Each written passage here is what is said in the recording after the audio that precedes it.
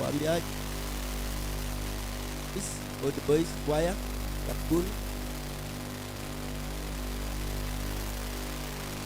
choir. May the Spirit of the Lord come down, amen. May the Spirit of the Lord come down. May the Spirit of the Lord come down. May the Spirit of the Lord come down. May the power of the Lord come down. Amen. May the power of the Lord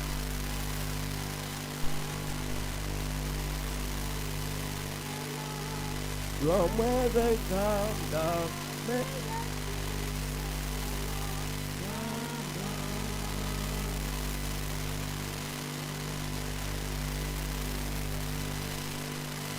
Wakitoka Claudius choir, endelea.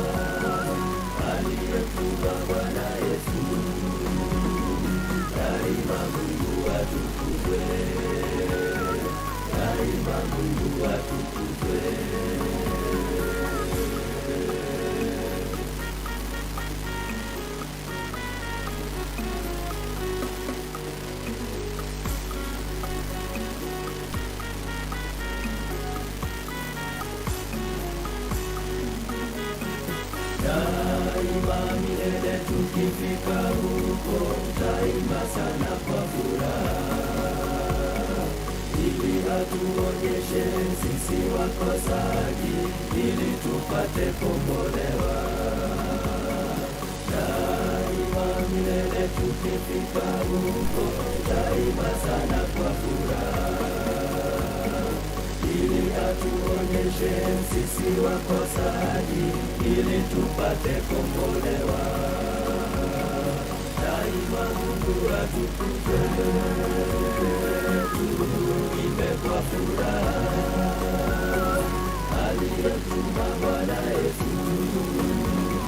Daima Mungu atukuzwe, daima Mungu atukuzwe, daima Mungu atukuzwe, tuimbe kwa furaha, aliyemtuma Bwana Yesu.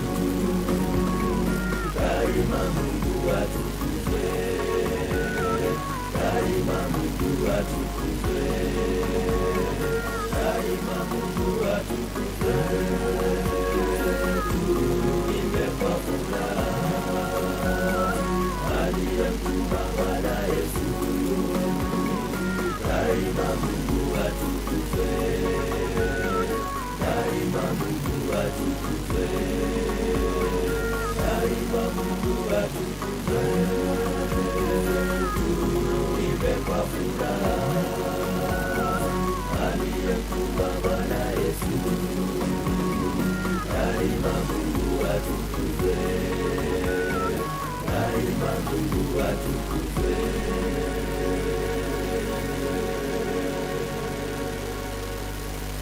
Nasemaji kwa hawa maboi.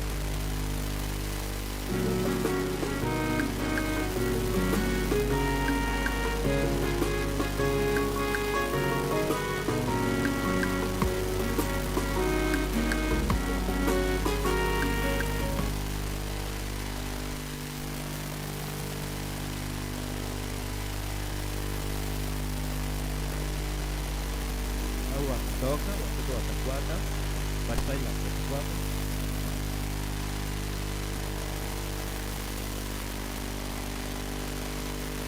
Kutoka hawa baadaye watafuata.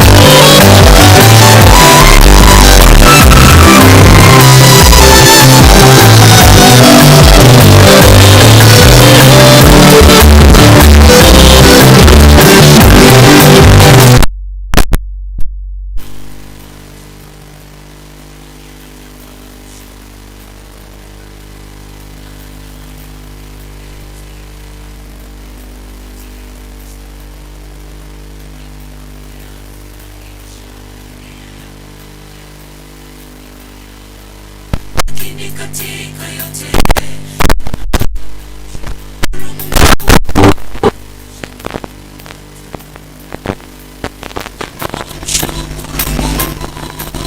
Maana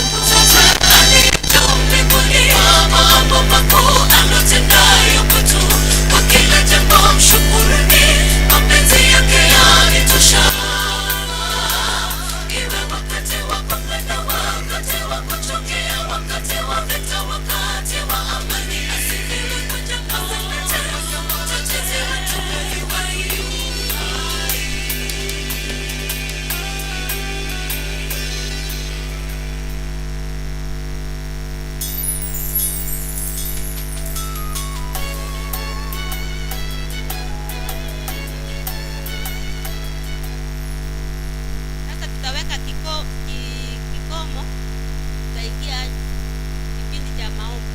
Kimaliza maombi, matangazo ataingia, ndio tuanze kuendelea na wimbo. Tuombe na kwa kumalizia kidogo. Mtakatifu Baba wetu wa mbinguni, sifa na utukufu viwe kwako kwa sababu unastahili.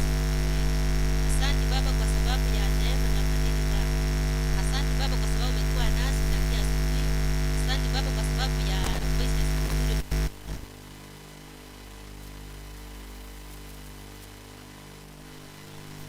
Uwe kiongozi wetu na matangazo atakapoingia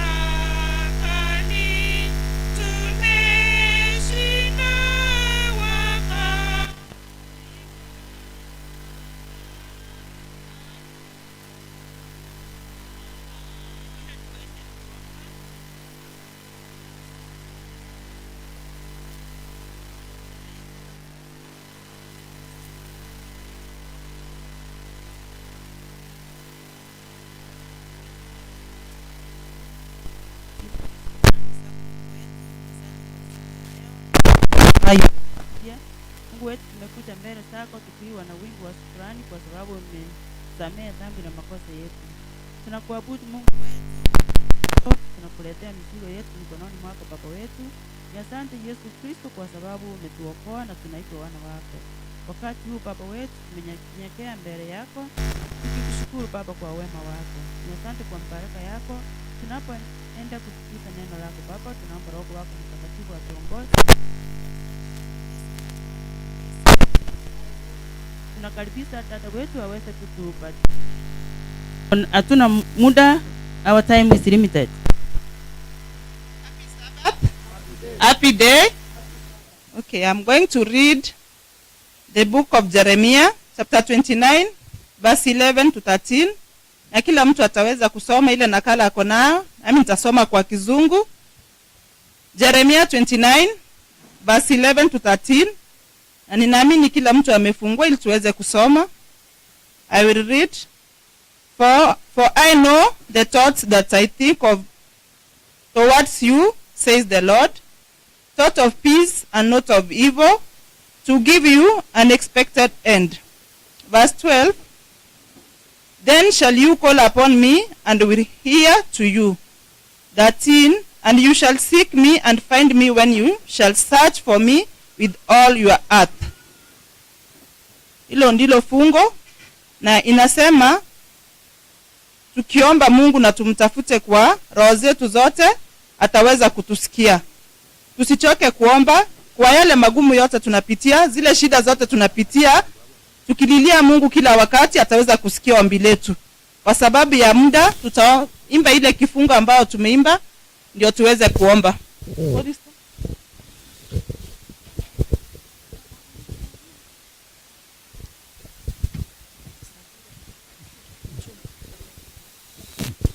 Second stanza. Saheri ama ombi twapeleka dhiki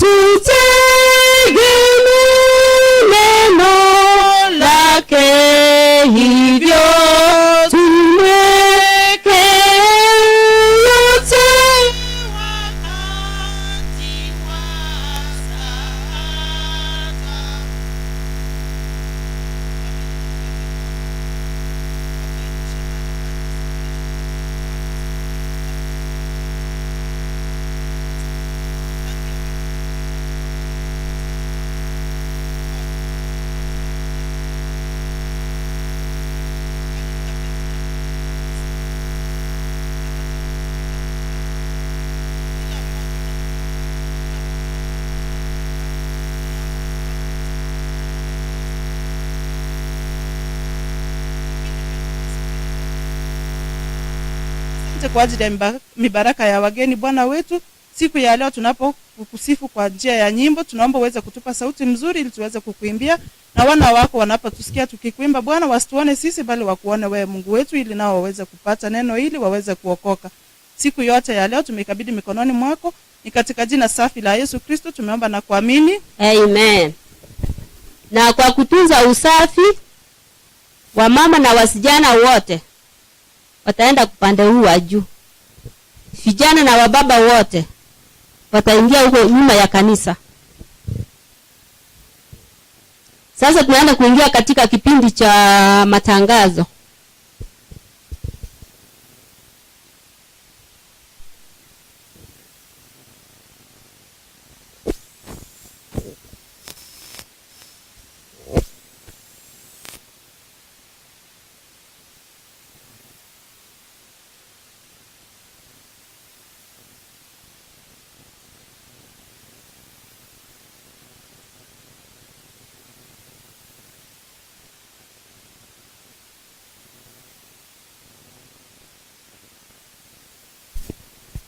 Jambo.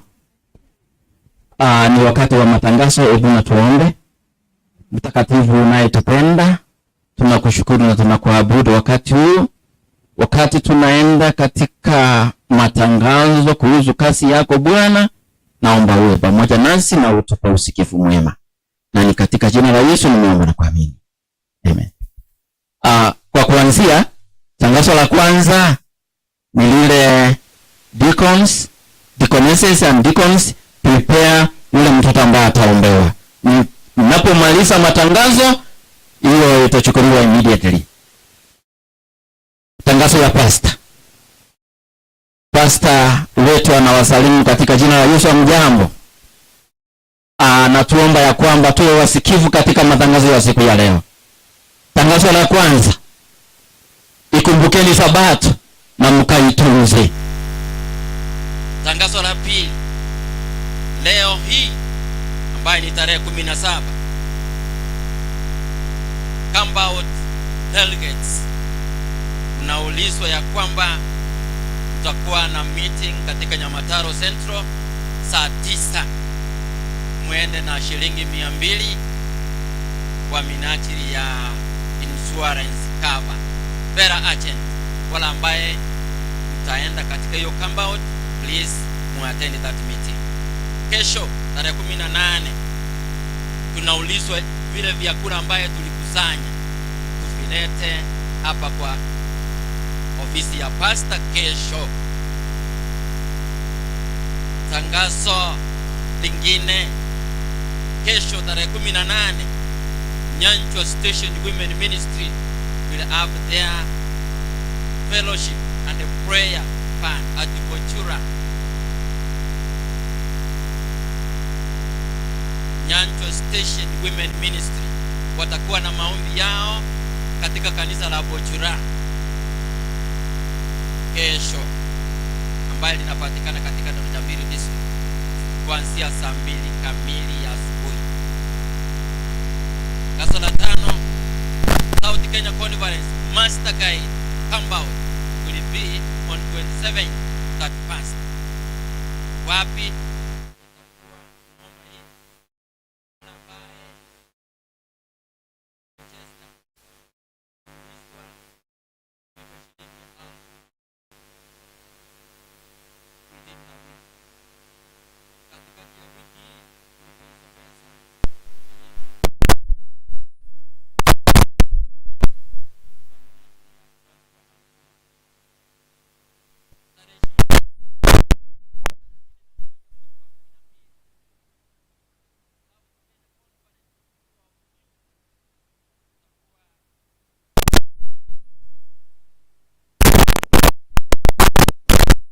Shilingi 2,000.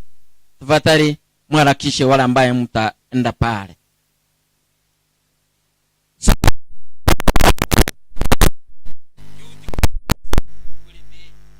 Itakuwa ni tarehe 2 hadi tarehe 8 mwezi wa kwanza mwaka ujayo. Hiyo ni 2023. Itakuwa wapi? East High School. Registration fee itakuwa ni shilingi 1,500. matangazo yetu. Leo hii ni siku ya kwaya. Sisi zote tumealikwa ili tuenjoy kwa nyimbo zetu, na tuko na mgeni. Kesho tutakuwa na business meeting katika kanisa letu saa 12:30 asubuhi. Mumeulizwa nyinyi nyote washiriki wa kanisa hili muche ili tuwe na business meeting.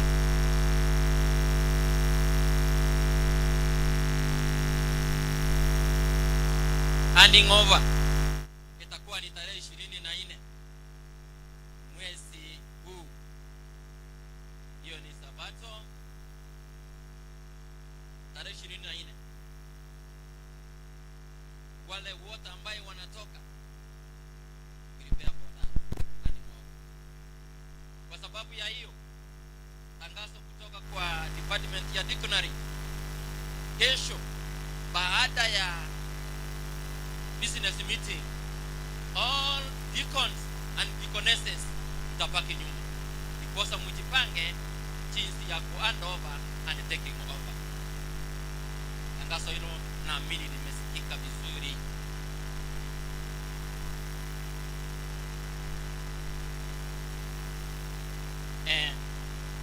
Dada yetu Karen Ondie, mtoto wake ni mgonjwa, ameenda under operation na ako huko kule Nyanjwa. Wale tunaweza kumuona tumzuri tafadhali, na tunapokuwa manyumbani mwetu tupate kuombea familia hiyo.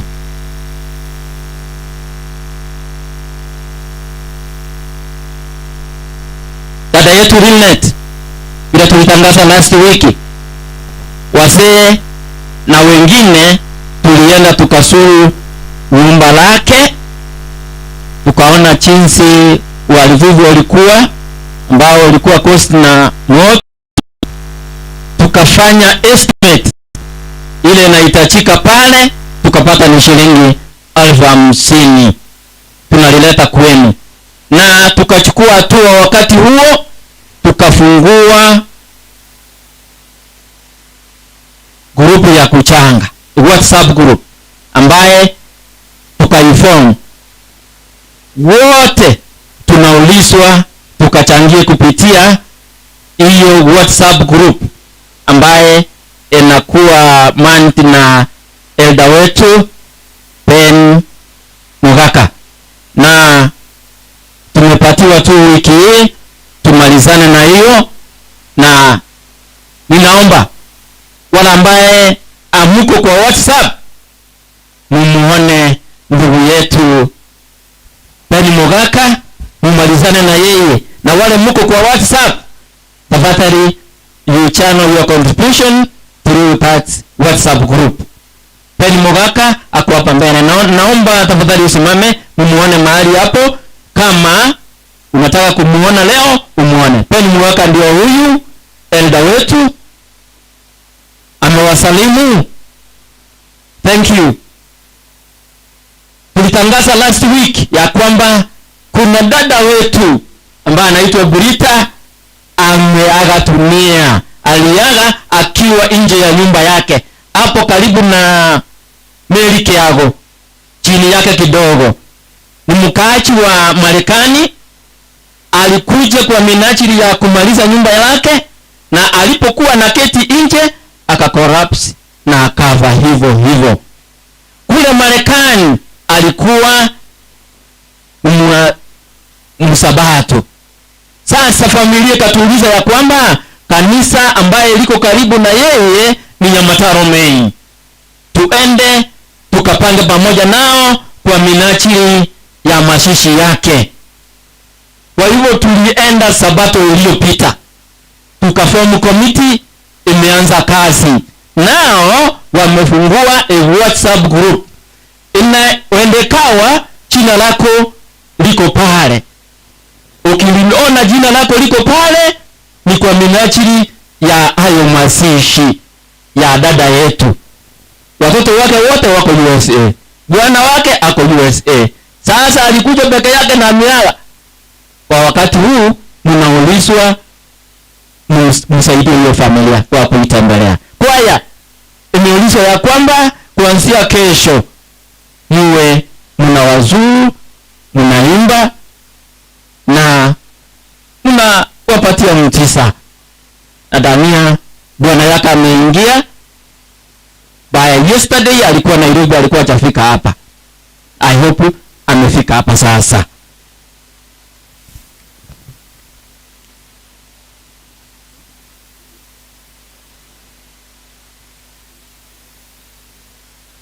Asante. Leo jioni tunaweza tukawatembelea, tuende pamoja na hao. Leo hii tumetuma one of our elders and some few members wako pale. Na sisi tunaulizwa ya kwamba jioni tunapomaliza kutoka hapa tutaelekea huko. Nyabikondo, maombi ya kesho, Nyabikondo wataenda pale asubuhi. Nyabikondo wataenda pale kwa minajili ya hiyo familia. Hata ingawa tutakuwa na business meeting, lakini Nyabikondo wamekuwa allowed kuenda kusuru hiyo familia, waombe pamoja. Tunapomaliza saa 11 tutakuwa na church board. Church board members mpake nyuma. Chambo tu la dharura unatuhitaji few minutes.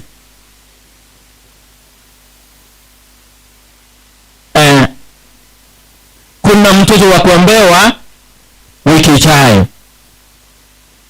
Jina la mtoto Nicodemus Sariba Mukaya. Baba yake ni Amosi Makoli Mukaya na mama ni Edna Kemunto Mukaya.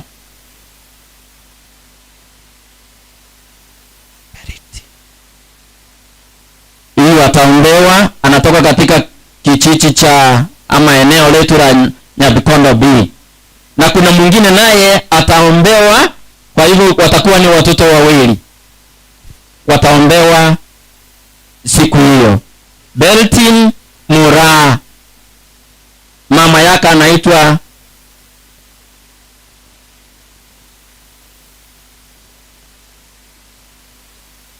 Violen Nyanchera Orucho na baba yake ni Charles Makori. Hao wawili wataombewa wiki ijayo. Kuna wale ambao walibatizwa tarehe 21 Disemba the year 2019 ambaye pengine hawakupata baptismal cards zao. Mnaombwa, mtamuona church elder. Majina yao ndio haya: Dina Moranya Nyamweka,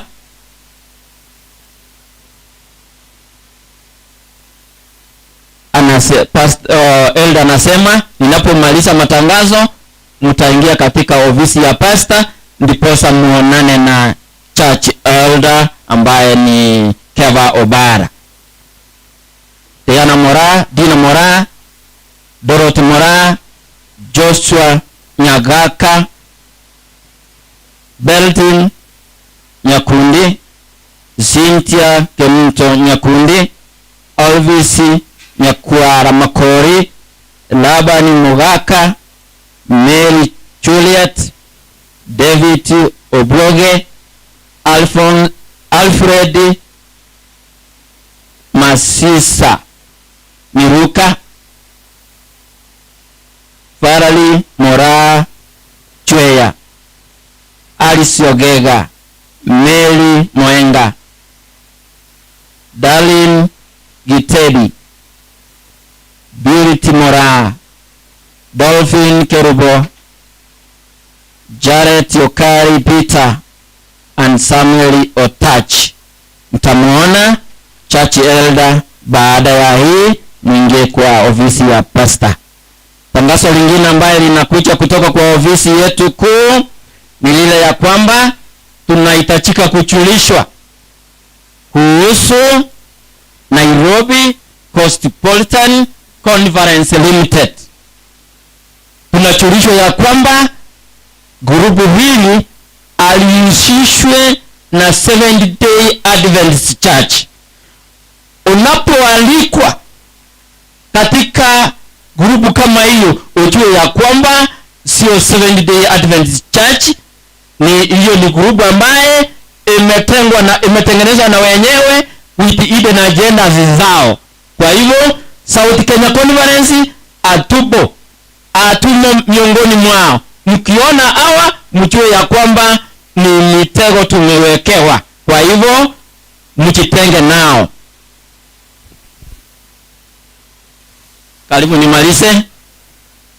Matangazo yalikuwa ni mingi. Tunatangasiwa tangazo la harusi. Harusi ni kati ya Edina Rehema Kombo.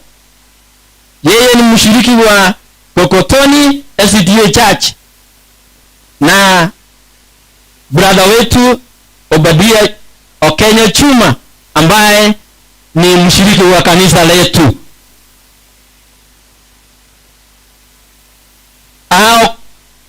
Harusi yao itaunganishwa tarehe 28 mwezi huu wa Disemba katika kanisa inaitwa Kokotoni SDA Church, kaunti ya Kilifi. Yeyote ambaye ako na neno linaweza kuzuia au wawili wasiunganishwe, alilete sasa, na wakati ndio huu. Aone church elder, aone pastor wetu, ama pastor ambaye ataunganisha hiyo harusi. Wakati ni kama hiyo hivyo, kae kimya. Itatangazwa vile inafuata. Ilitangazwa tarehe 3 mwezi huu, ikatangazwa tarehe 10 mwezi huu, imetangazwa leo vile mmeisikia, na itatangazwa tarehe 24, alafu itakuwa ni mwisho. Tuwaombee mema, na kwa sababu ya hiyo wala ambaye tumejiandaa kuelekea Mombasa, tumepatiwa hadi tarehe 20. Tarehe 20 tuwe tumejiandikisha, na vile mnajua ni kipi kilikuwa kinahitajika. Na Mungu asidi kuwabariki, na tuombe kwa kumaliza matangazo. Kabla sijamaliza, kuna kifunguo hapa anguka hapa njiani katikati ya wiki. Kama ni yako uje, iko na 3 na imewekwa uzi. Tutaomba ili tumalize. Mtakatifu Mungu wa mbingu na nchi, tunakushukuru tena kwa sababu ya matangazo haya kuhusu kazi yako. Wana wako wameyasikiza, na kinachopaki sasa ni kutekeleza. Tusaidie ili tukatekeleza haya yote, na ni katika jina la Yesu ninaomba na kuamini. Amen. I'm sorry. Kuna tangazo ambaye sikulimaliza juu ya Linet. Mchango wake unaendelea, na alionelea ni yeye akopa mabati. Amekopa mabati elsewhere. Kwa hivyo ujenzi utaendelea, na itapaki kwetu tukileta hizo hela zitamwendea mwenye mabati. Thank you.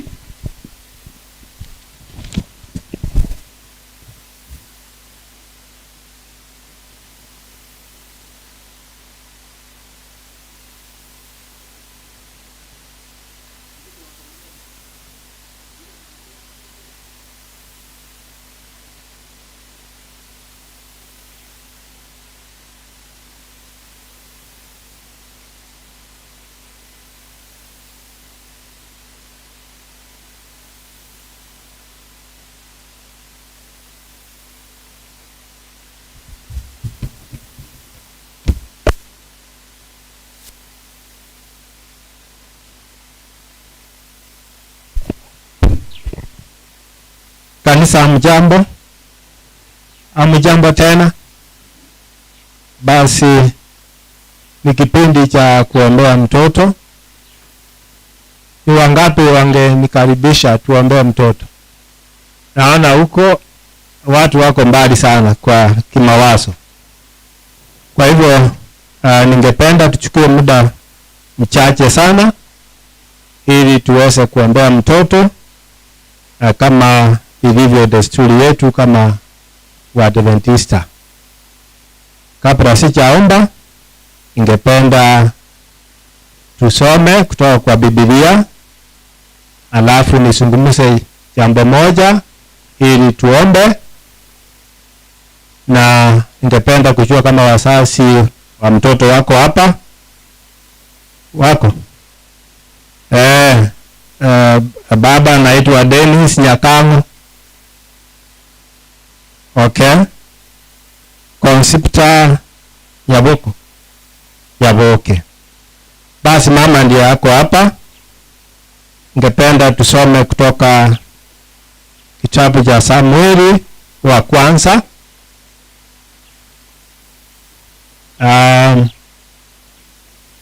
Sura ni ya kwanza,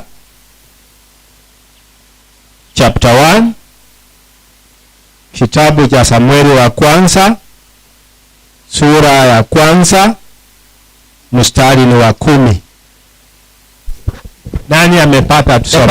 The Bible reads, Yes, it reads, and she was in a bitterness of soul, and prayed for the Lord, and wept in anguish. Then she made her fall, and said, O Lord of hosts, if you will indeed look on the afflictions of your maidservant, and remember me, and not forget your maidservant, but will give your maidservant a male child, then I will give him to the Lord all the days of his life, and no lesser shall come upon his head. Asante. Ningependa pia yule mama ambaye asikii Kiingereza aweze pia kusomewa katika lugha ya Kigusi. Nuo lio bwate Biblia Kigusi asome gaki. Mungina nara agu katikati ya unerota igwetikende. Songe kineki ya kinege kong. Nani yako na Biblia ya Kikisi atusomee? Samueli. Kuna mtu hapo? Tusomee Kikisi basi.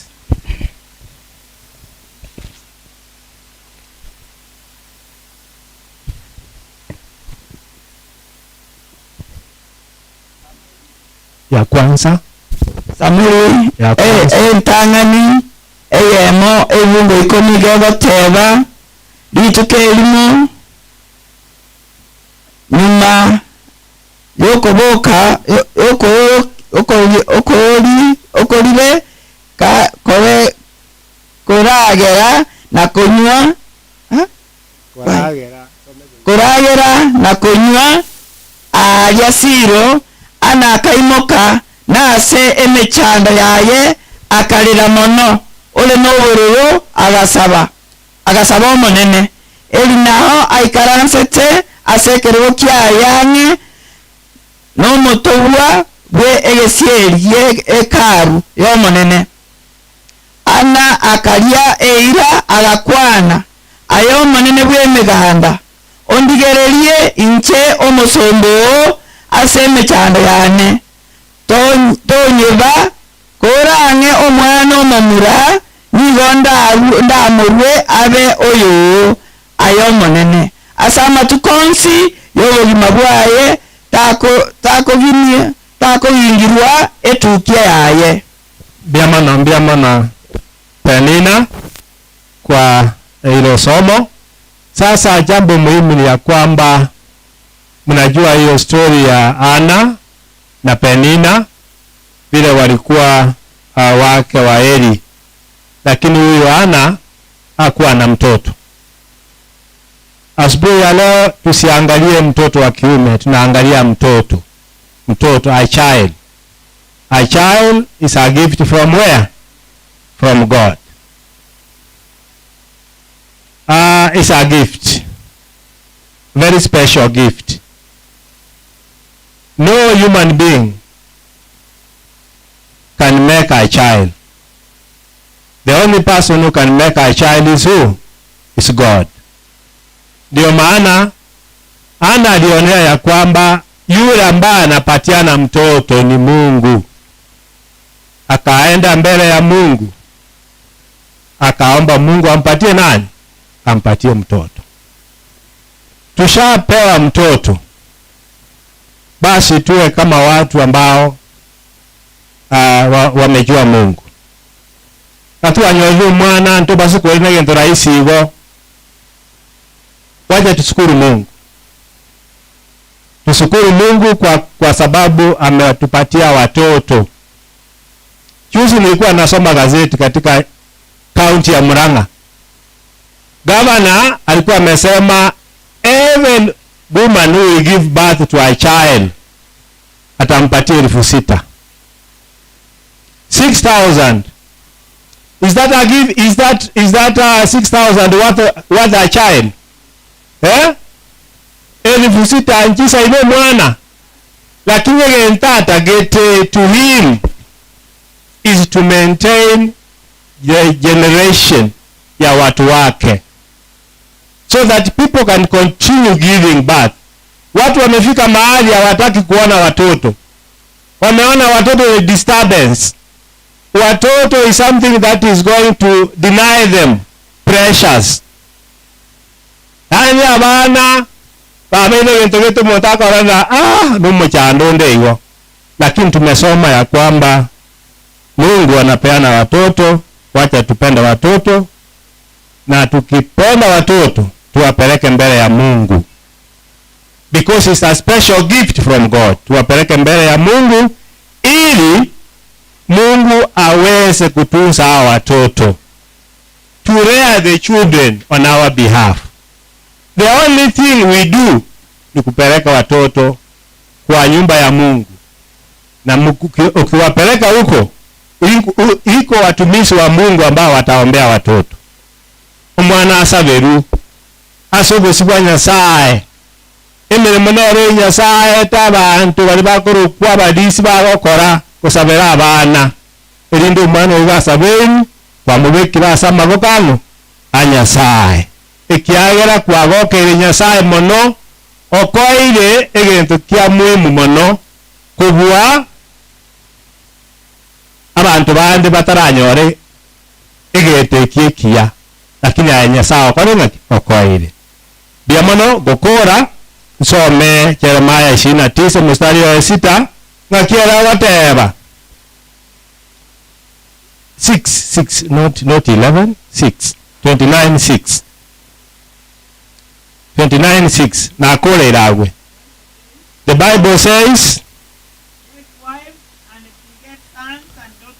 igo mwaigure nyora abaiseke nyora abamura manyora abana. So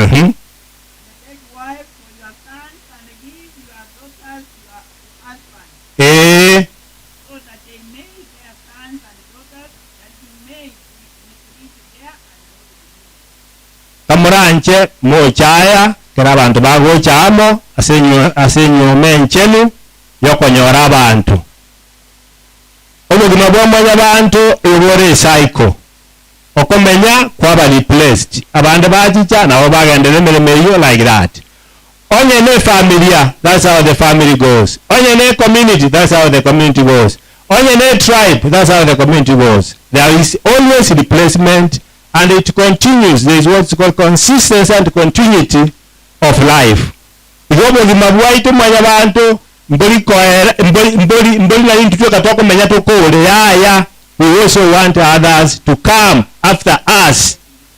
Igobo no tigatosikiria Nyasaye tumanya nabantu kabakunyomana tigabanyora abana naende kabanyora abana babekwenjerengiya ebindegesa kuna gakyo kenya akabageko genderera. We want a generation to continue. Asa yamake yatonyorogo saba erinde umwana oyo okorokuna wailing Murang'a Nyakango wailing biamon nago kiresana igaro mumura igo antuga asietu no kusabera abana.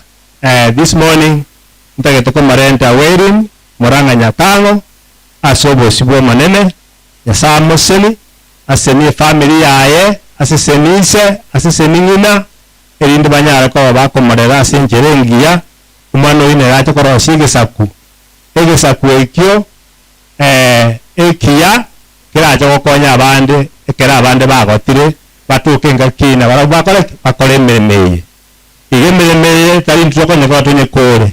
We also depend on others who are coming after us. Igo kero turasobo sibwense tokora maya bari bagote na bakora maya like that gatokanyete Yesu Kristo irani oburutu bwa yakabera sense sa yamake tigatokoro gusaba.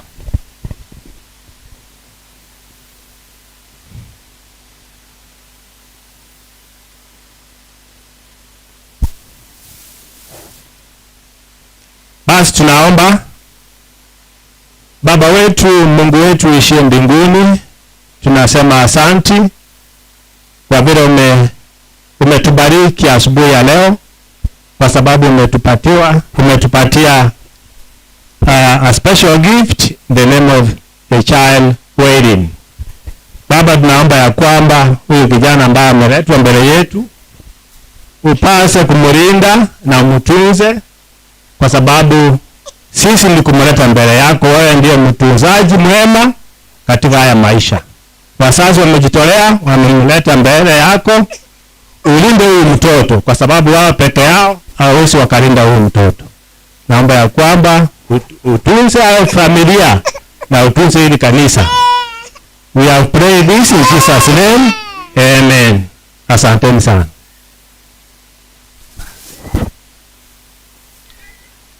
Basi mbiamano bono umuibori abatuko bae kadi ekiage umwana we bono bekirwa sama wakanya sai ekadi mutuguta rero muno umwana ko wenda baby class nkobori bare birth certificate ko tuguta manganao keko ba issue to once ko bana baibori na mware gocha abisi mware ngemwensi erinde mwa we kadi chikamera rende ngaichire no brother Mengo ase dedicate mwana naende ngake wakati huu nataka tena kutangaza lile tangazo tuliweka asubuhi ya kwamba tuko live katika YouTube Get a Point, na yule analeta hili tangazo ni Penina Maurondali. Nyamataro main church is having choir day today, and we are worshiping together those ones who are in Kenya and outside Kenya, like our sister Ellen Omawa from UK. We welcome you to worship with us and your friends there. We are alive, and each and everyone is at the feet of Jesus, and we praise God for that. And our key verse today that is lighting the day of worship in this church, Nyamataro main, is that, Lord, who may abide in your tabernacle, who may dwell in your holy place. That is the key that is guiding us this day. We want to worship God together, and we have choirs that have been invited. Nyamataro main church choir, Nyamataro youth, old boys, and glorious choir. Feel most welcome. We will be worshiping from this platform. I thank you this in Jesus' name.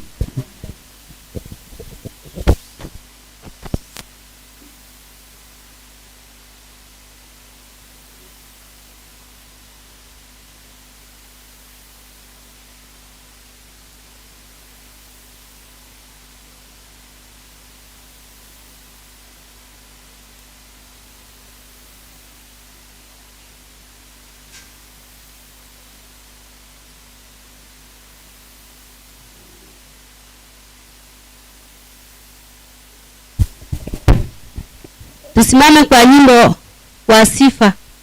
Sifu Mungu wa neema, enyi viumbe popote, kwa juu pia sifuni. Baba, Mwana naye Roho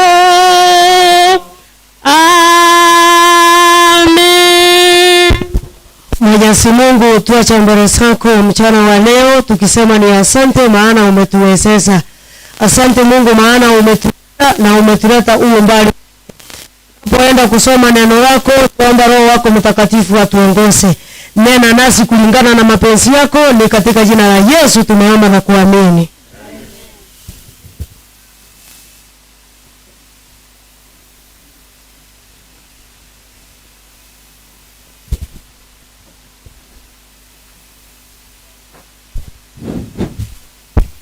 Wabeno na wasalimu amjambo. Amjambo tena. Mbona leo naona watu wamefurahi na ni siku ya kufurahi. Nataka nione kwa mikono hivi. Mpaka huko nyuma. Karibu sana siku ya leo. Umealikwa nyote. Na leo ni siku ya nyimbo. Kuanzia asubuhi mpaka jioni. Kwa hivyo nawakaribisha nyote mjisikie nyumbani mwa Baba wetu. Najua siku ya leo tuko na wageni wengi. Hata ingawa wengine wanaendelea kuingia. Kwa vile najua tuko wengi sana. Nataka nione wageni kwa mikono juu. Hebu tusimame sote wageni. Wacha kwa ya kwanza wageni. Wageni wala wajawahi fika Nyamataro. Mimi wamefika siku ya leo. Nataka wasimame wote.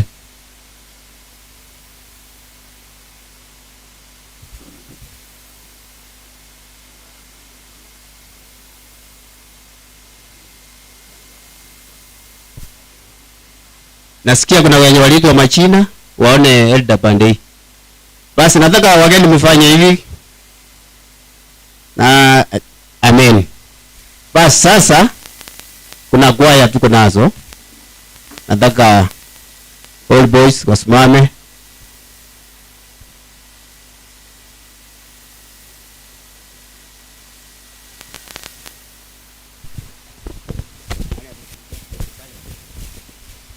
Kiongozi wao nataka salimie.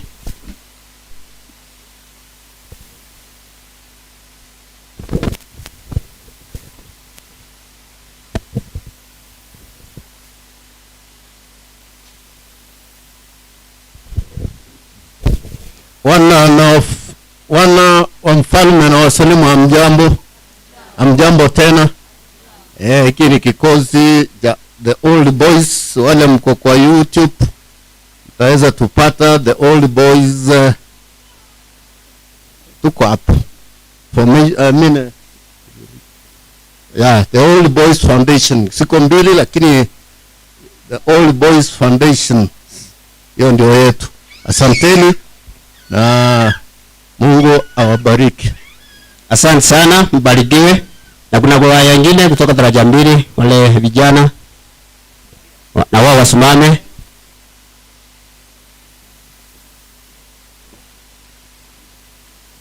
Wapati Mike. Happy Sabbath. Happy day. We are Glorious Choral. Glorious Choral is under Kayati SDA Church. Yes, the images you see here, most of us we fellowship at daraja mbili. Be blessed. Asante sana. Na washukuru. Just na kushukuru sana kwa kazi umefanya nzuri. Kuna kwa tulikuwa tunatarajia kupata kutoka Kisumu Central Youth. Hawajafika. Kwa hivyo sisi tunaendelea. Najua maneno haya ya njiani ni mingi. Na kutoka ingine ilikuwa inatoka kutoka Homa Bay naye bado. Kwa hivyo nikikuja hapa mbele tunakimiza masaa. Pande tuko na Elda Juma.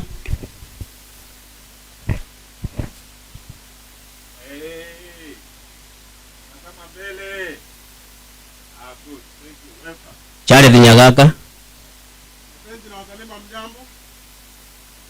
Rubena Musile. Yeye ndiye anasaidia.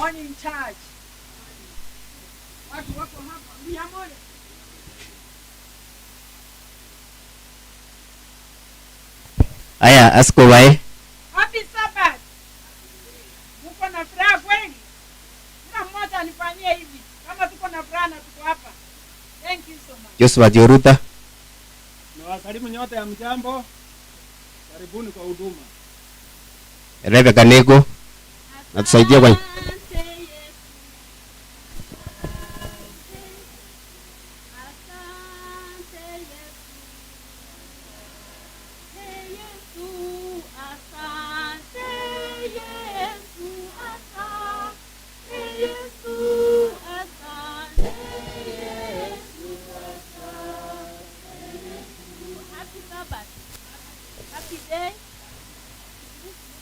Ai, asante. Kwa hiyo Nyamataro msumani mfanye hivi, mimi naitwa Obed Kitevi.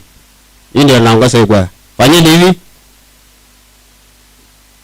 Asante. Bidi mtaendelea.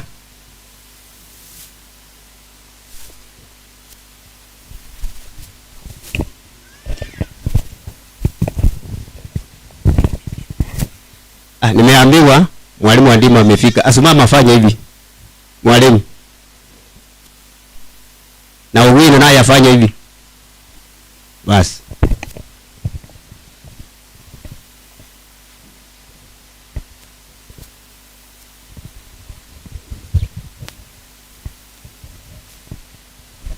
God is good.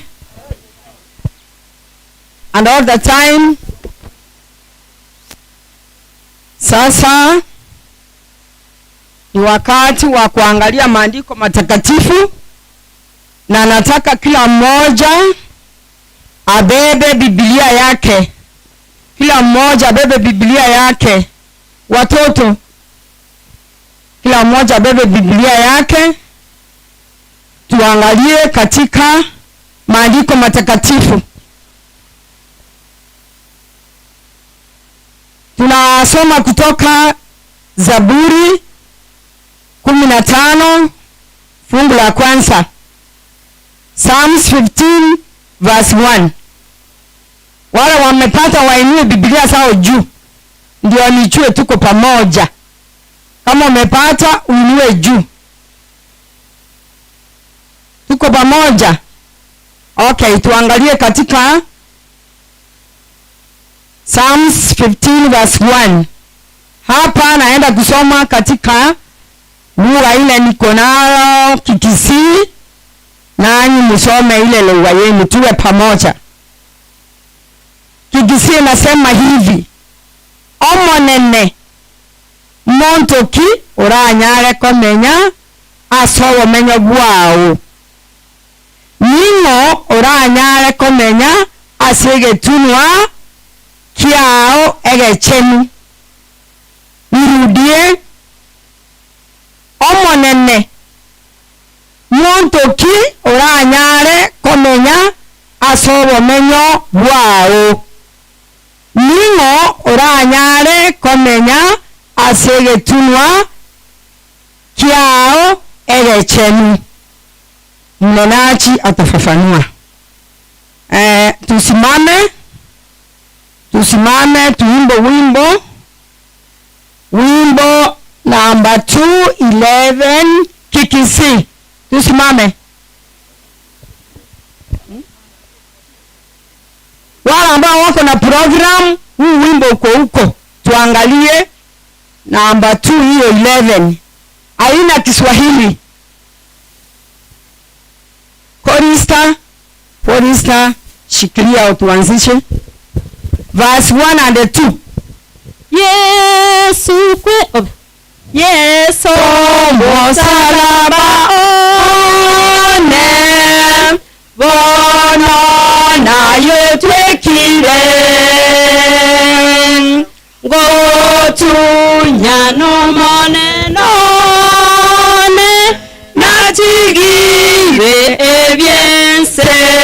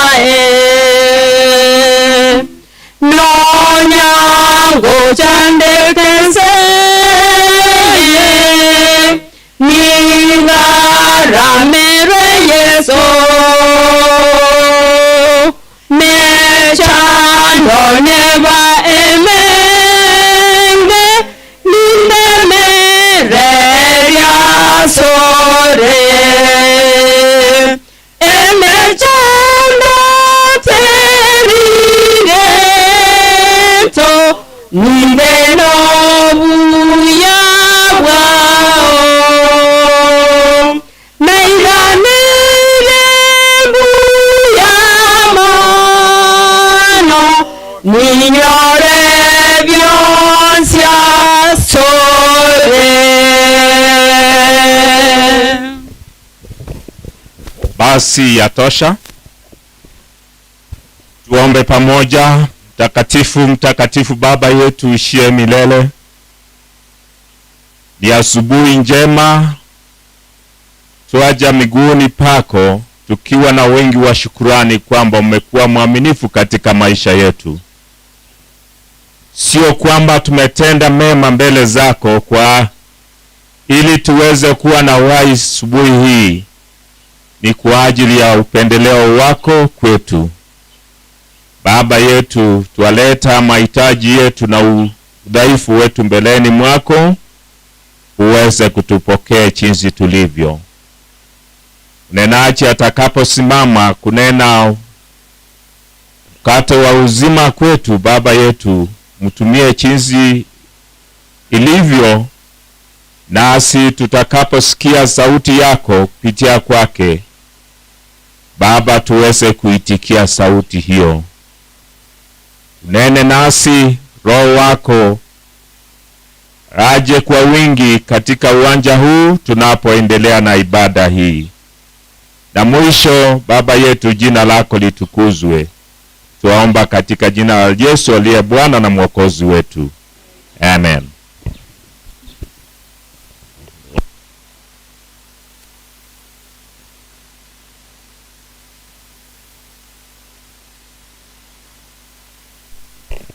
Nawasalimu tena mjambo. Ni wakati mwingine mwema Mungu ametujalia, tunaenda kumtolea saka na sadaka. Naomba masemasi wale ambao wanasimama hapa mbele wakuja wasimame, na wote tutalete sadaka yetu hapa mbele. Taomba kwanza ndio tuanze kulete. Naomba masemasi kwanza mkuje msimame hapa ndio tuombe. Tunakimbizana na wakati. Bacha.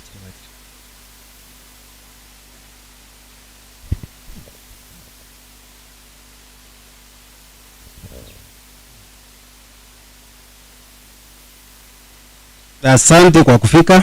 Tuamini na tuombe. Mungu wetu usiye mahali pa juu, tumekuja mbele zako mjana huu wa leo tukiwa na wingi wa shukrani, maana umekuwa mlinzi wetu tangu wakati ulituumba hadi wakati huu. Mungu wetu, umefikia wakati wana wako tunaenda kuingiza mikono yetu mifukoni kukutolea. Mungu wetu, tunakuomba uweze kutubariki sote. Mungu wetu, takapoenda kukutolea. Mungu wetu, tunakuomba machache kupitia kwa jina la Yesu mkombozi wetu. Amen. Asante. Tuamke na tuanze kulete.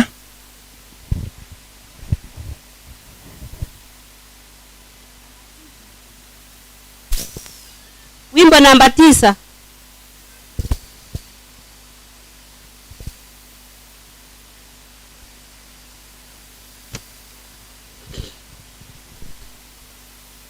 Muumbaji mfalme, vitu vyote vyako ni kwa ukarimu wako ninabarikiwa, ni kwa ukarimu wako ninabarikiwa.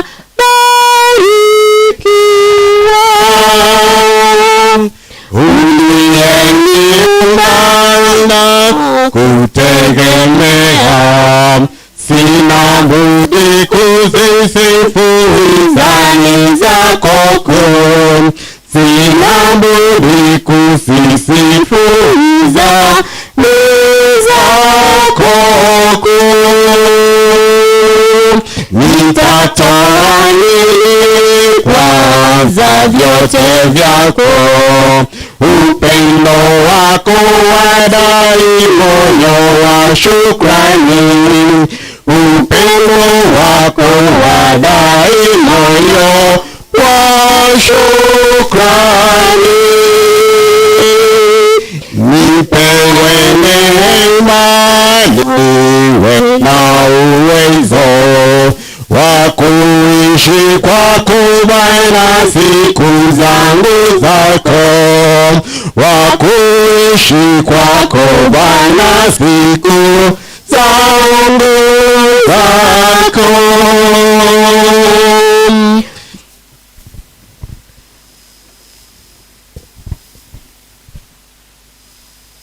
Muumbaji mfalme, vyote vyako, ni kwa ukarimu wako ninabarikiwa, ni kwa ukarimu wako ninabarikiwa.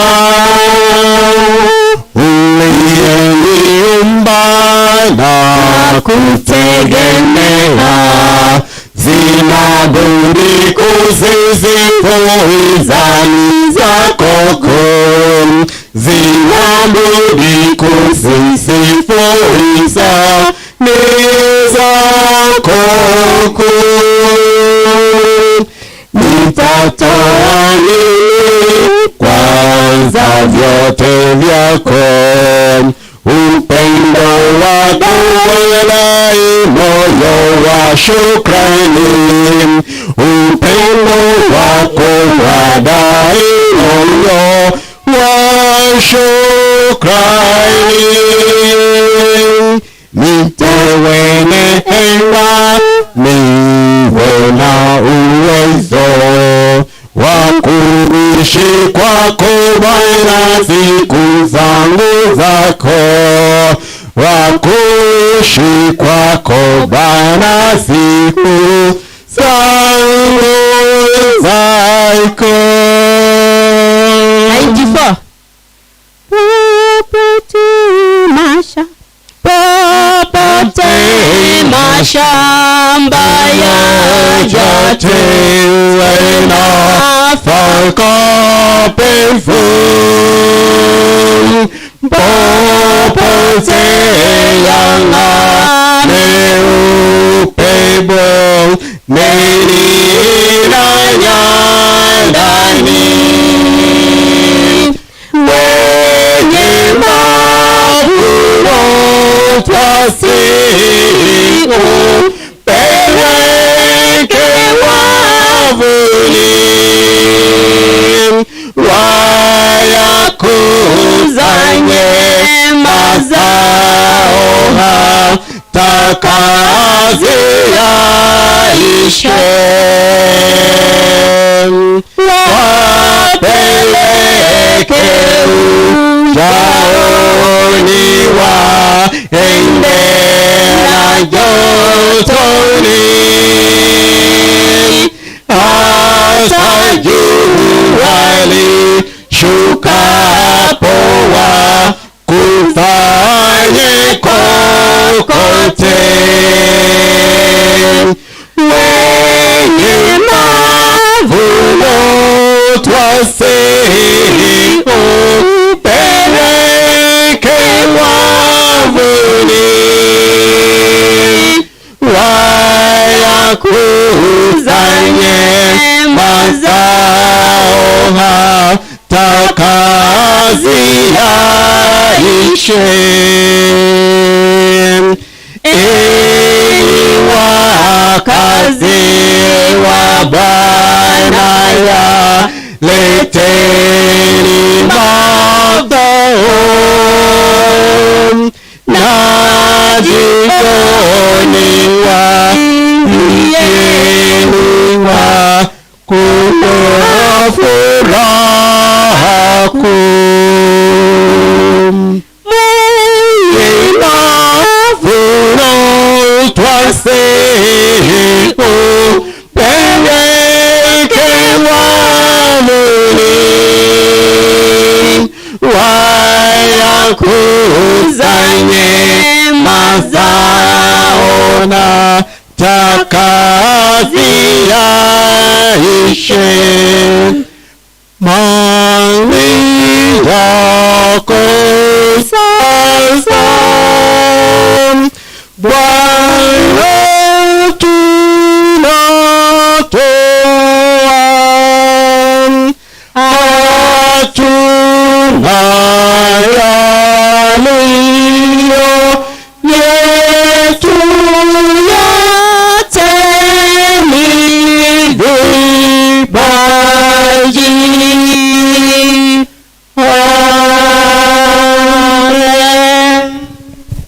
Tukae chini.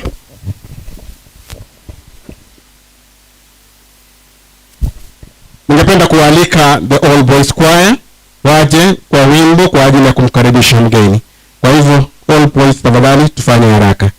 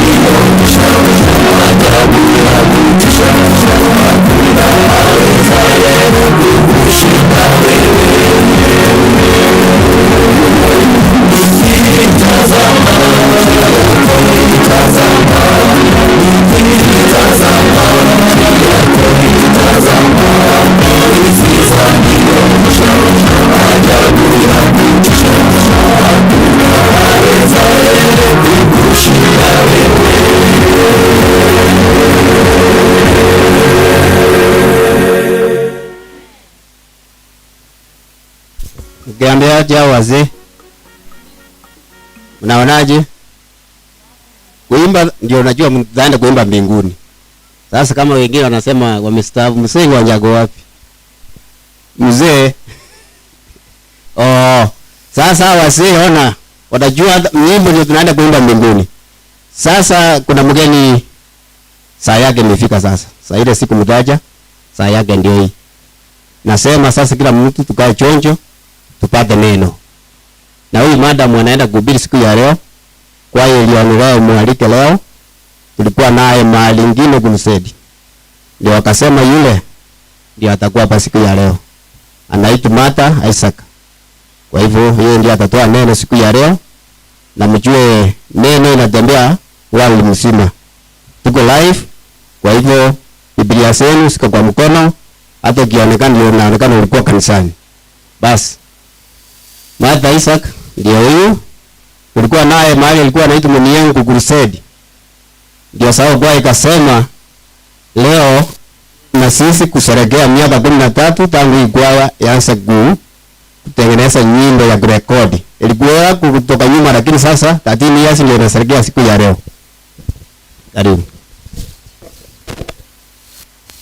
Na wasalimu nyote wa michambo. Mbuya mwori. Wakiere. Hebu nione wale ambao nitahubiria Kiswahili.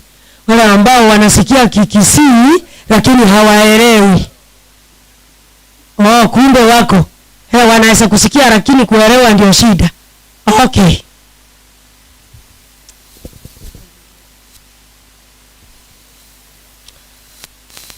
Sabato iliyopita nilikuwa katika mji wa Jebelati. Tulipotoka walituambia kuwa mahali tutashiriki leo tuchukue salamu zao. Na leo nikishiriki hapa saa 8 nitashiriki Gesima Crusade. Mahali nimemaliza wiki moja. Hiyo basi hebu nione wale ambao watazipokea salamu za Jebelati. Asante. Sasa nikirudi Gesima nitachukua nini? Nyango chande kenseye.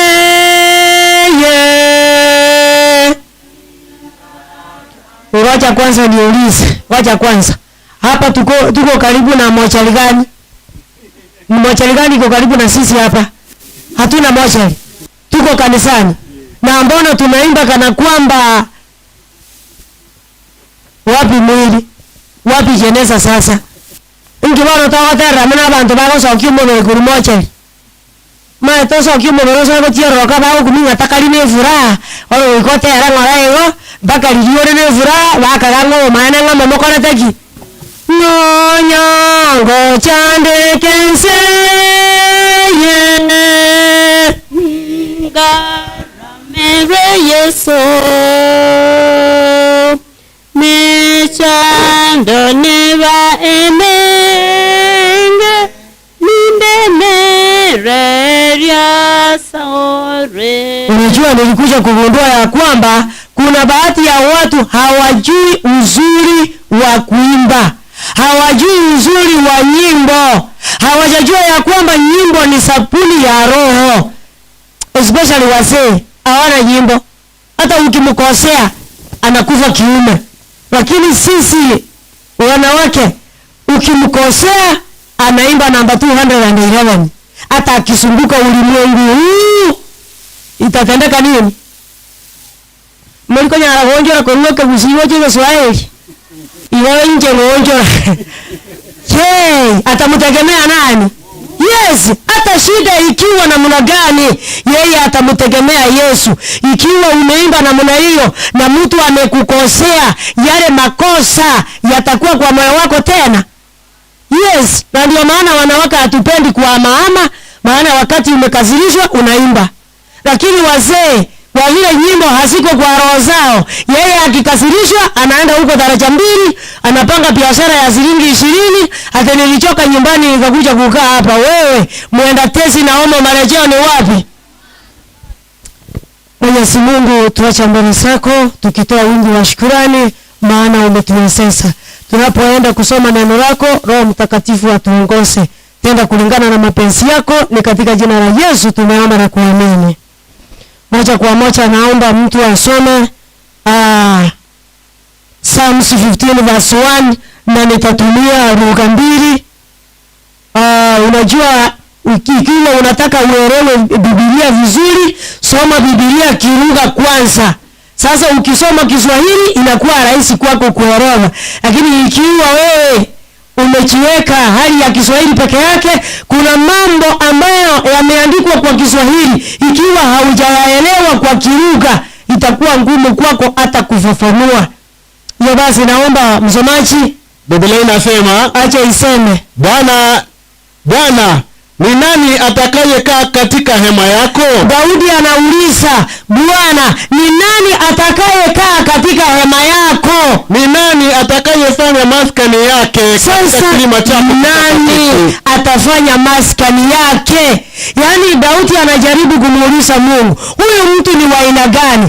Anaonekana vipi? Ndio, huenda ikawa huyu mtu ni Mkristo, lakini ni nini itasababisha huyu mtu akae katika hema ya Mungu? Ndio tutakaa vile tumekaa namna hii, lakini kuna baadhi ya maneno tutasoma. Naomba ujiulize ya kwamba, je, ndio ninakaa katika hema ya Bwana, lakini ninastahili huko? Naomba Biblia iseme verse 2. Ya Biblia inasema, ni mtu aendaye kwa ukamilifu. Sasa atakayekaa katika hema ya Mungu ni mtu aendaye kwa ukamilifu. Yaani yeye wakati anafanya vitu zake hakuna maswali. Kuna baadhi ya watu wako ndani ya kanisa, lakini akiamua kufanya vituko wengine wanashangaa. Hata amekuwa kisuisi kwa wengine. Yaani yeye ikiwa ni mwenendo wake hakuna uchanja. Yaani yeye ana chanja na chanja ule kama sungura. Kwa basi ikiwa ni mwanayuti, hata akienda mahali fulani, hata akisema nilienda for outing, watu wote wanaridhika ya kwamba huyu mwanayuti alienda for what? Maana kuna baadhi ya vijana, yeye hata akisema ameenda kwa outing, watu hawawezi kuamini ya kwamba alienda huko, maana yeye njia zake si kamili. Hiyo basi ikiwa wewe ni mtu wa Mungu na unatarajia kukaa katika maskani ya Mungu, lazima mienendo yako watu wanapoiona waone Yesu kwako. Wakati uko ndani ya kanisa, hata kuonekana kwako, physical appearance, inaonyesha ya kwamba huyu mtu ukweli anafaa katika hema ya Bwana. Maana kuna wakati sio hili kanisa, maana nimekuja hapa leo, kuna baadhi ya makanisa ndio ni ya Adventista, lakini mtu akiamua kuvaa kuja kanisani, yeye na anayeenda disco hakuna tofauti. Sasa unashangaa, na mbona huyu ni kama alipotea njia? Huyu hakuwa anakuja katika hema ya Bwana, maana kwa vile anaonekana. Basi Mungu atusaidie. Tunapojiuliza ya kwamba anayestahili kukaa katika hema ya Bwana anavae awe namna gani, na wewe ujiulize, je, mimi nikiwa katika hema ya Bwana ninastahili huko ama nimepotea? Okay, endelea kusoma. Na kutenda haki. Yeye akiamua kutenda, anatenda haki. Yaani ikiwa ni biashara yake, haki na ukweli iko. Ikiwa ni mahali ameajiriwa, kuna kitu tunaita technical appearance. Anapeleka koti, anaacha kwa kiti, anaenda for 3 good days. Wewe ukienda huko kumtafuta, koti inakuambia ya kwamba ako karibu, achaenda mbali, ile hali yeye amekosa huko siku 3. Ikiwa mtoto wako ni daktari, nurse, ikiwa anahudumu watu, Mungu amsaidie na wewe akusaidie afanye ile kazi kwa haki na ukweli. Ikiwa hatafanya kazi, ikiwa yeye kazi yake ni kurandaranda, akiitwa huko anaenda huko, dakika zingine ametoka nje, na badala angesaidia mgonjwa anakufa, na yeye akiwa yale machozi yote, Daudi anasema yamewekwa katika kachungu kadogo. Maana watu wanalia, wakiuliza mbona hiki na kile, na Mungu wa haki fanya kazi. Wacha kazi yako iwe ya haki. Ikiwa unaenda kutembelea mgonjwa, nenda huko mtie moyo. Kuna baadhi ya watu wakienda kutembelea mgonjwa anashtuka. Nasikia akiuliza, kumbe uligonjeka kweli. Nimeshangaa. Uliona hospitali gani sasa? Walikufanyia namna gani? Sasa na mgonjwa anashangaa, mbona wengine wanasema ninaendelea kupona na huyu anashangaa. Sasa mgonjwa anashindwa ni mfuate nani? Yule alisema naendelea kupata nafuu ama huyu anashangaa? Basi unapoenda kwa mgonjwa ndio anahesabu masaa. Mtie moyo, mwambie ya kwamba Mungu amekuleta huu umbali wote na mahali umefikia utapona katika jina la Yesu. Bana mwambie sikukuwa najua. Sasa nimeenda hasara, ile transport nilitumia. Ningekaa nyumbani ningojee nduru huko. Wewe chimba, unapochimba shimo, chimba kiasi. Maana chochote chaweza kutokea. Ikawa mgonjwa atapona, wewe utaenda ghafla. Basi Mungu atusaidie. Tuwe watu wa kutenda haki. Ikiwa tumeanza chama, kuna baadhi ya wamama tunapenda chama. Unasikia mama akisema bila chama watu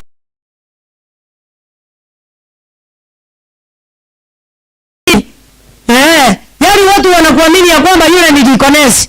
Wacha akuwe mweka hazina sasa. Wanakupatia pesa zote. Ukifika mwezi wa 10 unatangaza hatari. Sasa kusema mimi mzee wangu siku hizi simuoni yule ananichukua, lakini hata nikitoka pesa zenu nitawaletea zote. Hata nikitoka msijali. Alafu akitoka unasikia mkimpigia simu, sorry, mteja wa nambari huyo hapatikani kwa lini. Na alisema hata akiondoka pesa zenu zinafanya namna gani? Alafu akikuja kanisani tunapoimba tigakera etayayoke Musu tengo chao. Hiyo basi na hiyo ni taa. Hiyo ni taa umewasha. Maana giza ikikuja ipate umewasha taa. Wewe Mungu atusaidie tunapowasha taa, tuwashe taa ile inamulikia kila mtu kama ile ya government. Unajua, yani kuna baadhi ya wengine tumepotelea kanisani. Tunafikiria ya kwamba tunaenda mbinguni. Ile hali tunakuwa mlima. Tunaenda close, wengine tunateremka, lakini meeting point ni kanisa. Hiyo basi Mungu atusaidie tuwe wenye haki. Tusiwe watu tunapoteza wengine. Unasikia mtu akiuliza ikiwa na yule anaenda mbinguni yule. Hiyo basi mbinguni ni ya bure. Maana yeye mkianza kitu fulani lazima afanye jambo fulani ili kile kitu kila mtu atoroke. Kitu kipotee na akikuja kanisani nitembe nawe Mungu.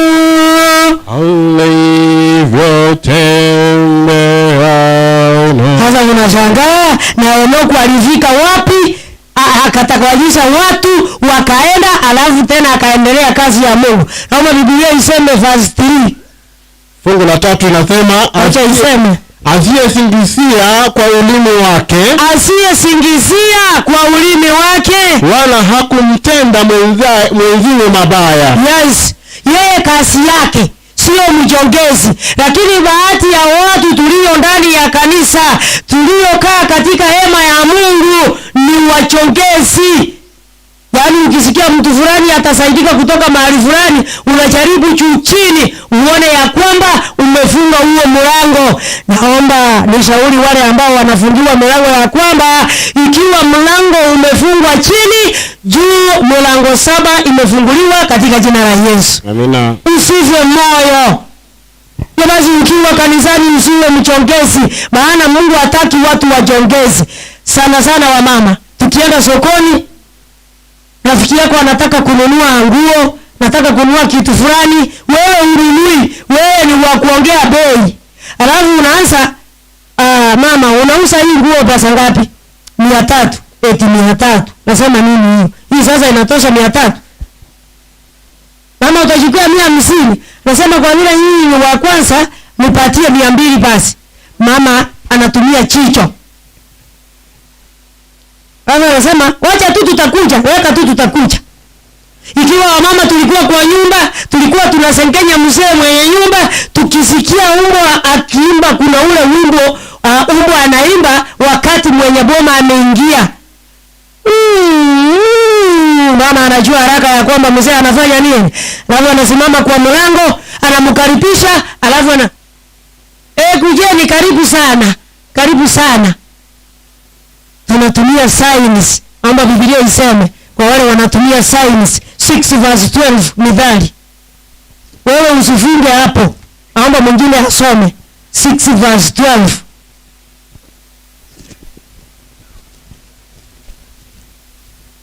Kumbe mlikuwa mmejafungua Biblia. Mithali 6 mstari wa 12. Mstari wa 12 nasema mtu asiyefaa kitu, mtu wa uovu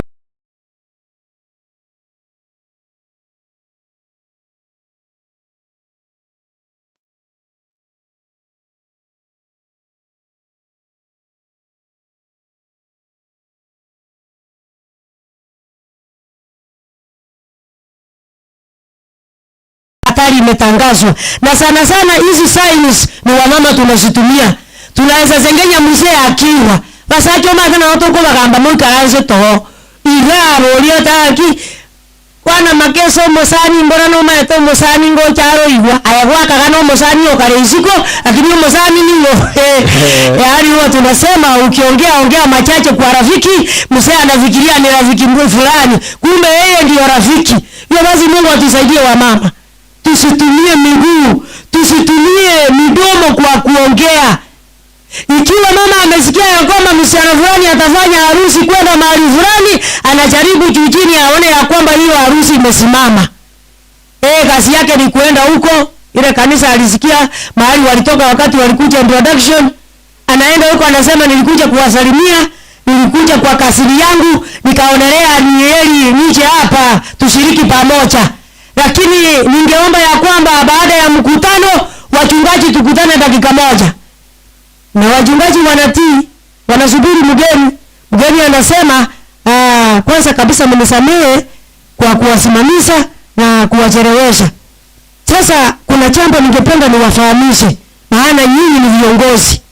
Pale mahali mlikuja introduction, sijui kama wenyewe waliwaambia ya kwamba yule msichana akona kifafa.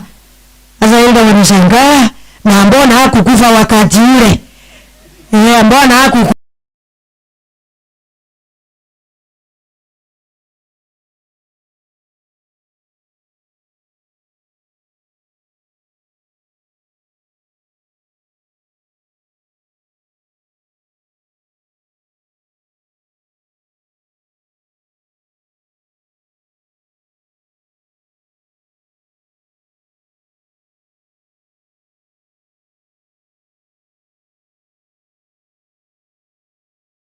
Mama hataki msichana aolewe. Mama hataki msichana afanye harusi. Mama hataki kijana afanye harusi. Bakungu na batole dini, lakini tunga nyangara. Nyangara. Ningi ya kujanda. Esari anakomana. Hiyo basi Mungu atusaidie tusiwe watu wanaotumia miguu, wanaotumia mdomo kwa uchongezi. Yaani unafanya kitu ambacho mtu ameomba msaada mahali fulani na umejua. Sasa kazi yako ni kujaribu jujini uone ya kwamba hiyo msamaha ama usaidizi haiko kabisa hata hapa kanisani. Usikia ya kwamba fulani ako na njaa. Naomba wamama tumsaidie. Unasikia mwingine akiuliza unajua hapa mtaani hapa hatulimi mahindi na mnatuambia tusaidie fulani. Sasa wengine sisi hatutafanya, lakini Mungu atusamehe sana, maana sisi hatuna, lakini wale mlio na mahindi tuomba msaidie, maana Mungu amewabariki. Na Biblia inasema anayetoa Mungu mfanyia nini? Na asiyetoa yeye ataendelea kuwa tu bila kuwa na kitu chochote, maana yeye hatoi. Hiyo basi tuwe watu wa kusoma Biblia, pia tuwe tuwe watu wa vitendo. Na basi Mungu atusaidie. 16 verse 30 Methali kuhusu uchongezi. 16 verse 30.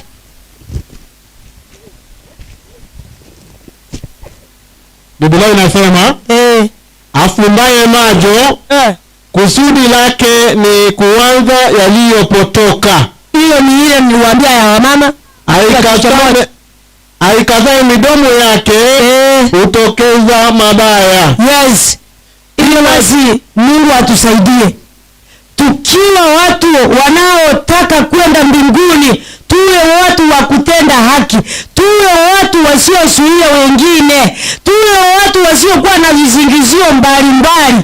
Yaani tusiwekee wengine mitego ile ambayo itawazuia na wao wasiurithi ufalme wa mbinguni. Namba 2, Biblia inasema ya kwamba huyu anayetaka kuingia ufalme wa mbinguni, yeye hawezi kumtendea mwingine mabaya. Lakini ile hali sisi tunasengenyana. Yaani mtu anasengenya mwingine, anamsengenya, anaanzia utosi mpaka wayo. Unashangaa na hawa watu kweli wanaenda mbinguni hata tukiwa ndani ya kanisa. Especially wamama wa ma-elders. Sio hapa. Hapa sijajua ma-elders na bibi zao isipokuwa Margaret. Wengine sijawajua. Lakini wamama wa ma-elders ikiwa walikosana jioni, usiku, 2 days ago akikuja hapa, na inawezekana elder ndiye anatoa matangazo. Wengine wanataka wasikie anatangaza nini, na mama anawaambia ngoja kwanza, huyu sasa anatangaza nini? Ile kikundi ya 500 mlianza.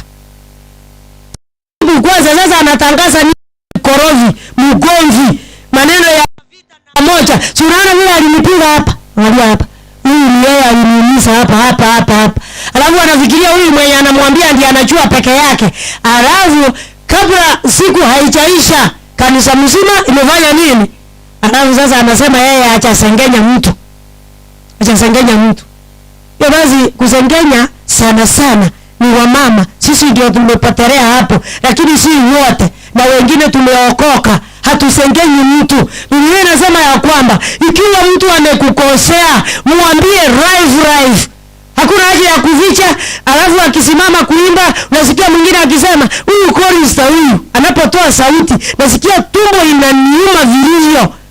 Napomuona nasikia baridi. Unajua alinikosea huko mahali fulani.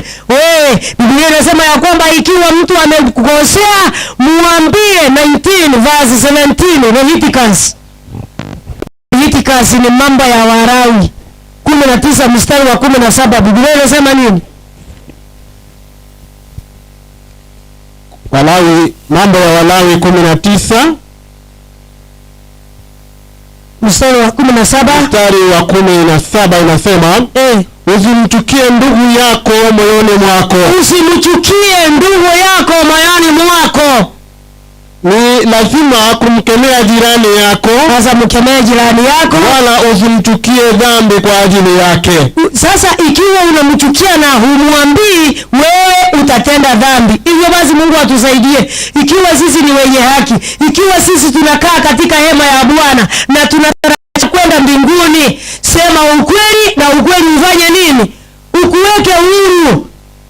Sasa huenda ikawa hata tukiimba kwa kwaya hapa, kuna wengine hawezi kuimba soprano, maana huko soprano huko kuna adui. Nasikia akisema unajua siku hizi sijui ile moyo yangu inanichukua, acha tu nijaribu alto. Unajua tangu ile homa iliponikujia, sijasikia nikiimba soprano vizuri. Sio homa ako na adui wapi? Soprano. Sasa anataka kuama, na akiama akifika hapa unasikia wakiimba upendo ni furaha. Hata wamwarara mwana budeti ni maze ginda akore. Upendo ni furaha, ni kweli desturi. Yaani tunaimba ni desturi, ile hali wewe haiko desturi kwako, iko desturi kwa wengine, maana wewe ni kengere. Mungu atusaidie. Hiyo basi ikiwa mtu amekukosea, mwambie ya kwamba huko ulinikosea na nilikasirika sana, nikawa na uchungu mwingi, lakini kwa vile nimekuambia hayo maneno nimefanya nini? Na ikiwa umemwambia yameisha, wacha yaishe. Ikiwa kutakuwa na makosa ingine tena, usilete yale ya kwanza. Waweze kusema ya kwamba unajua umezoea kunikosea. Si unakumbuka wakati mwingine huko katika ile chama ile ya wiki ulinifanyia hivi, na leo tena umerudia. Sasa unanipanga vipi? Ni kama unanipima. Unajua mimi ninaweza weka Biblia chini, hata sare za kwaya niweke chini. I will deal with you accordingly. And after all, nirudi wapi? Na anafanya hivyo. Hasa akiambiwa ya kwamba maana ulitenda wazi, ngoja kwanza, zuia kwanza, alafu baadaye tuone nini itatendeka. Unasikia akiuliza, kwani mimi ndio mwenye dhambi mimi peke yangu? Na mbona fulani? Sasa anaanza kuhesabu, mbona fulani? Sasa unashindwa, si wewe ulifanya wazi, kila mtu akaona. Ngoja tena uje kusema ya kwamba mlisikia tulipigana na fulani, tulienda tukasuluhisha, nikaomba msamaha na yeye akaniomba msamaha. Kwa saa hii sisi ni marafiki katika jina la Yesu. Ili kanisa ijue ya kwamba yale uliyoyatenda wazi tena yametatuliwa wazi. Sasa uko huru katika jina la Yesu. Tufuate taratibu ya kanisa. Kuna baadhi ya watu wanapenda kusengenya wengine. Naomba Biblia isome Psalms 50 verse 20 and 21. Psalms 50 verse 20 and 21. Biblia inasema, acha iseme, umekaa na kumsengenya ndugu yako, umekaa na kumsengenya ndugu yako, mwana wa mama yako umemsingizia. Sasa Mungu atafanya nini? Verse 21, ndivyo ulivyofanya nami nikanyamaza. Yaani unasengenya mwingine na Mungu ananyamaza. Ukadhani ya kuwa mimi ni kama wewe. Yes. Walakini nitakukemea, nitakupanga hayo mbele ya macho yako. Wacha tuelewane hivi. Ikiwa wewe unapenda kusengenya wengine, hakuna mbinguni kwako. Wewe kuja kanisani, kanisa ijulikane ya kwamba iko na washiriki 500 wanaoelekea mbinguni, yaani wewe hauelekei wapi? Maana unapenda kusengenya wengine. Unapenda kusengenya watoto wa wengine. Unapenda madharau. Unajua madharau ndio anafanya mtu anasengenya mwingine, maana anamdharau. Lakini kile kizazi ambacho kimedharauliwa, Mungu huleta mibaraka katika jina la Yesu. Basi Mungu atusaidie. Tusiwe watu wa kusengenya wengine. Alafu tunasema tunaenda kanisani. Yaani unapata watu tunaenda kanisani lakini wanasengenya mtu kutoka mahali walikutania mpaka geti ya kanisa. Na wakikaa ndani ya kanisa pia wanaendelea. Sana sana wacha tutafika January. Nilisikia mkisema handing over itakuwa next Saturday. Alafu tukianza mwaka tasikia wengine wakisema sasa mbona wakachagua na huyu. Sasa waliangalia nini? Huyu hata hana uniform ya women ministry. Sasa walipomchagua atavaa nini? Maana lazima avae uniform. Huyu sasa walimchungulia kwake, unajua hakuna hata vikombe. Kwake hakuna hata mahali wageni wanaweza lala. Kwake unajua ABCD. Sasa wakati Samueli alienda kwa Jese, Jese alileta vijana wake 7. Eliabu akiwa kijana mkubwa, Mungu akamwambia ya kwamba mimi siwezi kuangalia kama binadamu anavyofanya nini. Na ndio maana Daudi akachaguliwa kwa kiongozi. Mbona wewe unalalamika? Na kuna baadhi ya wengine hawataki kufanya kazi ya Mungu. Nasikia wakisema nilisikia wengine wakinisengenya akina nani na nani. Mimi hapana. Msiniulize ni akina nani na nani, lakini nilisikia wakinisengenya. Wewe ikiwa ulipakwa mafuta ya chupa, lazima uachie uongozi wa kanisa mahali popote pale. Lakini ikiwa ulipakwa mafuta ya pembe, hata wakuzungumza namna gani, hata wakusengenye namna gani, utasema nyuma kamwe, mbele namna gani? Ngoko romo ndako tikiro wanaibwe kanisa andozi, manyango liga hage kwa mafuta ya chupa. Unajua mtu alete chupa sakafuni, alete mafuta achaze, alafu aachilie chupa ianguke chini. Nini itatendeka? Chupa itapasuka na mafuta siyatapaki ndani. Yatafanya namna gani? yatamwagika. Ikiwa na wewe ulifanyiwa namna hiyo, wewe achilia mahali popote pale. Kwa basi Mungu atusaidie tusiwe watu wa kusekenya wengine. Biblia inasema nini verse 4? Psalms ile tulikuwa 15 mstari wa 4. 15 mstari wa 4 nasema machoni pake mtu asiyefaa hudharauliwa. Ikiwa kuna mtu asiyefaa machoni pa Mungu, huyu mtu anayetaka kwenda mbinguni na yeye hawezi kufanya urafiki pamoja. Alafu bali uwaheshimu wamchao Bwana, ingawa ameapa kwa adhira yake, hayabadili maneno yake. Ikiwa ameapa, yeye hawezi kubadili. Kama Ana wakati hajapata mtoto alimwambia Mungu ya kwamba ukinibariki nikipata mtoto nitamchukua kanisani afanye kazi yako. Na ndio maana wakati Ana alibarikiwa, alimleta mtoto Samueli, akamleta kwa Eli. Walipoendelea kukaa na Eli, Samueli ndiye aliongoza wana wa Israeli.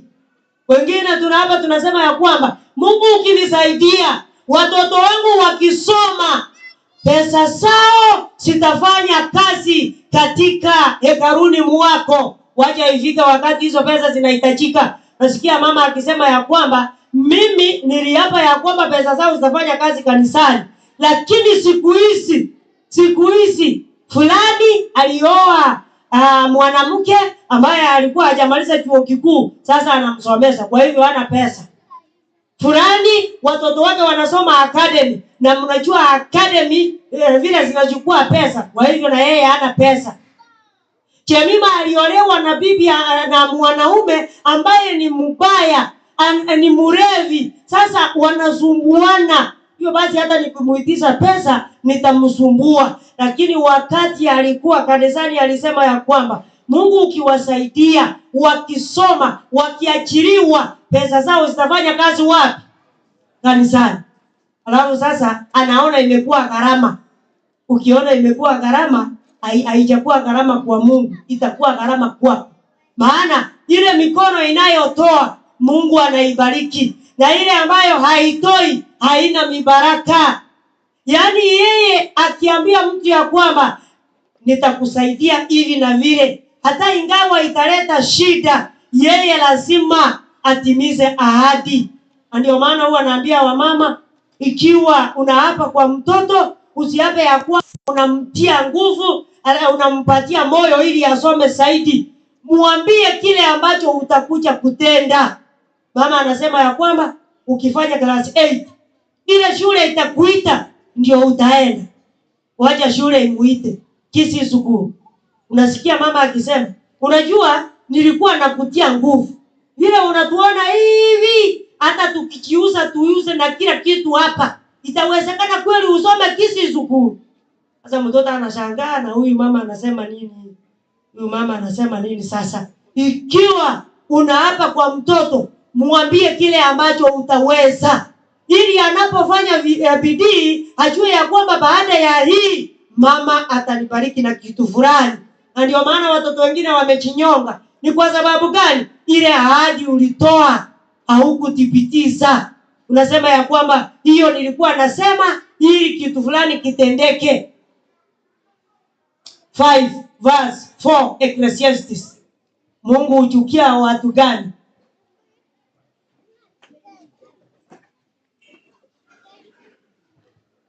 Mbili 5 fungu la 4.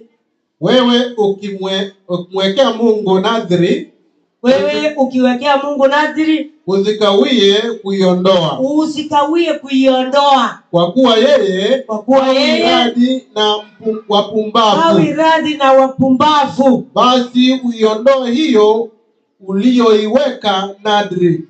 Kuna wakati tunaelewana hapa kanisani ya kwamba tutafanya harambee, tufanye ABCD. Kila mama anafaa atoe 500, wengine 200, wengine 1000. Ama wacha kila mtu ajitoe kulingana na uwezo wake. Mtu anasimama anasema niandikie 1000. Alafu baadaye unasikia akisema nilikuwa nafikiria bahatika kutoka mahali fulani, lakini sikubahatika. Sasa vile mnaona uchumi imepanda, sasa sijui nifanye namna gani, lakini nitaona vile nitafanya. Lakini Biblia inasema ikiwa yeye ameapa ya kwamba atatenda, hata ingawa italeta shida, lazima atimize ahadi, hata kwa kanisa, hata mahali popote pale. Mungu anachukia anayeapa na hatimizi. Wacha niwaulize, wakati wa siasa, wanasiasa ni wangapi waliingia hapa? Ni mmoja? Walikuwa wangapi? Tulikuwa tunawaambia namna gani? Mtu ni wewe peke yake. Wewe ndio tutapea. Akitoka mwingine akiingia tunamwambia ni wewe tu. Mwingine akitoka ni wewe tu, ni wewe tu. Na mwananchi alikuwa anakula ngapi? Kikura ile ngatu wa bwati. Mbali ngatu wa promise. Ande ngaitu alikuwa promise. Iga. Basi Mungu atusaidie. Wakati wa kutojua, Mungu aliacha ya kwamba hatujajua. Na ikiwa tumejua, Mungu atusaidie tena tusije tukarudia. Maana kosa mara ya kwanza si kosa. Kurudia kosa ndio nini sasa? Mungu atusaidie tuwe wenye haki. Maana sisi ni wapitaji katika ulimwengu. Ikiwa sisi tunapita ulimwengu, lazima tuwe wenye haki. Maana mbinguni hatutakuwa na mahali pa kudanganya. 23 verse 21 Deuteronomy. 23 verse 21 to 23 Deuteronomy. Kitabu cha Kumbukumbu la Torati 23:21. Biblia inasema, aje iseme, utakapoweka nadri kwa Bwana. Sasa ukiweka nadri kwa Bwana Mungu wako, usiwe mlegevu katika kuiondoa. Mungu wako usiwe mlegevu katika kuiondoa. Kwa kuwa Bwana Mungu wako hataacha kuitaka kwako, nayo hivyo itakuwa dhambi kwako. Yes, ni heri. Verse 23. Inasema ni 23 inasema, yaliyotoka midomoni mwako. Sasa yale uliyoyasema kwa mdomo wako wewe mwenyewe, yashike kuyafanya kwa mfano wa ulivyomwekea nadri Bwana Mungu wako. Ni sadaka ya hiari uliyoahidi kwa kinywa chako. Yani ni afadhali usiseme, maana hautahukumiwa kile ambacho hujasema. Lakini ikiwa umesema, Mungu akusaidie utende kulingana na vile ulisema na vile uliahidi. Hiyo basi nimesema ya kwamba watu wasiahidi. Ikiwa unakaa kanisani na hufanyi chochote, hautaona mabadiliko. Lazima tuwe watu wa kutoa, tuwe watu wa kusaidia wengine, saka na sadaka, tuwe wenye haki. Maana Biblia inasema ikiwa tutahesabika sisi kuwa watu wa Mungu, lazima tuwe waaminifu. Ikiwa basi wewe utakuwa mwaminifu, lazima utoe. Maana Kumbukumbu la Torati Biblia inasema ya kwamba tunapokuja kanisani tusikuje tukiwa na mikono ipo namna gani? Mitupu. Tuwe watu wa kutoa, tuwe watu wa kusaidia majirani, tuwe watu ambao wengine wanapotuona wanasema ya kwamba kweli kanisa inasaidia. Maana mimi nisipokuwa na mboga nikikimbia kwa mama fulani huwa ananisaidia. Sasa hata tukifanya crusade, tukifanya visitation, inakuwa rahisi kwako kusema ya kwamba hiyo siku nitakuwa na nitaenda visitation. Ni kwa sababu gani? Huko kwa majirani kuna amani. Ikiwa huko kwa majirani hakuna amani, wewe ni mchoyo. Utasikia mtu akisema, elder, hiyo siku ambayo umeniweka, hiyo sitapatikana. Hakuna mahali pa kuenda. Ni ile mahali mmemweka aende kutembeza wageni, hakuna amani, hakuna uhusiano na jirani. Sasa anashangaa nikipisha kodi, nikitoka nje kidogo, simu ikiniita, nitamwacha akiambia wageni nini juu yangu. Sasa inabidi usiende visitation, waanze kulalamika ya kwamba niko na mgonjwa tabaka ndiye naenda kumuona. Alafu tukifanya visitation tukikutana unasema nilisikia ya kwamba walimtoa huko wakamchukua Nyamarambe, sasa sikukuwa na vya ya kufika Nyamarambe. Ukweli alikuwa anaenda kuona mgonjwa, alikuwa anatafuta kisingizio ili asifanye visitation. Hivyo basi Mungu atusaidie. Unaposoma fungu la 5, Biblia inasema ya kwamba yeye hawezi kutoa rushwa. Ndio tuko kanisani lakini sisi ndio namba 1 kutoa rushwa. Nasikia mama akisema chikeni hivi mtaona vile mtafanya. Sasa tufanye nini? Ulimwengu huu ni wetu sisi peke yetu, mtaona vile mtafanya. Na akikuja kanisani unasikia akiimba vizuri, Mario Yonzi. Bakeria yana oni kona zeki. Hiyo basi Mungu atusaidie. Ikiwa sisi tunataka kwenda mbinguni, ikiwa sisi tutakaa katika hema ya Mungu, tuwe watu wa kutenda yaliyo haki, tutende yaliyo ya ukweli, ili tuwe watu wa mvuto. Wengine wanapotuona wawe na hamu ya kumwabudu Mungu katika jina la Yesu. Mwenyezi Mungu awabariki. Amen. Nkoro iabogima nkonye kama tukonsi o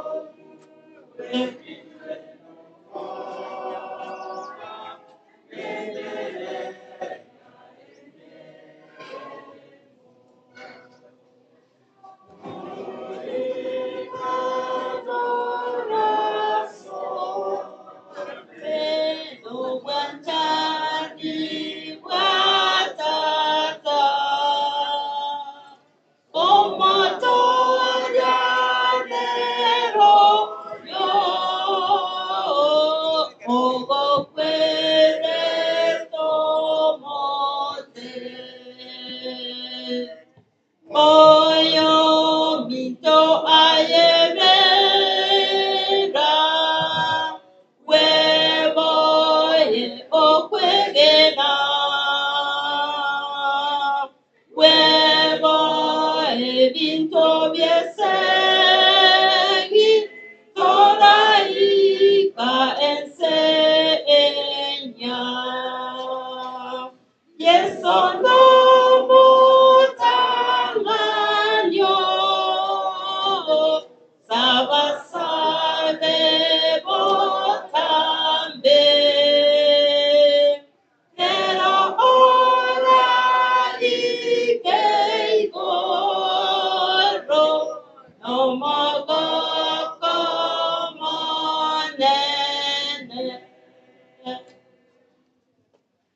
Tata Nyasaye biyamana senge jogwa kwandra monaitwe biyamana senge jutua manyirenga ngonye tatagete goswa sekero kyo bonene goikatwe tange na mangana tua somire bona magega tuavere tuko yakora asenge nchio gotamayanga nikikera samaliko naende kwavere ko mbetie kiagara ntomanyeti bona ka tua manyire tuarange ichinguru chao chitotanga na elinde tokorere kene totige kugamba abande elinde toba humunso elindo manana abange bacha sole batatebingana tuavere bibiri kali tuko elindo to chene nekera abange bago toriyo manene toba barandi babo kiriru eliyo tata Nyasaye titoja gusirere nse kurende toikero gotore ko wakara na kare ande bone kertora agende gitambo kirokende tuabori ringo ba mona intwe owanja kwa gokore ke munora arorire wiya na kugo sapasine.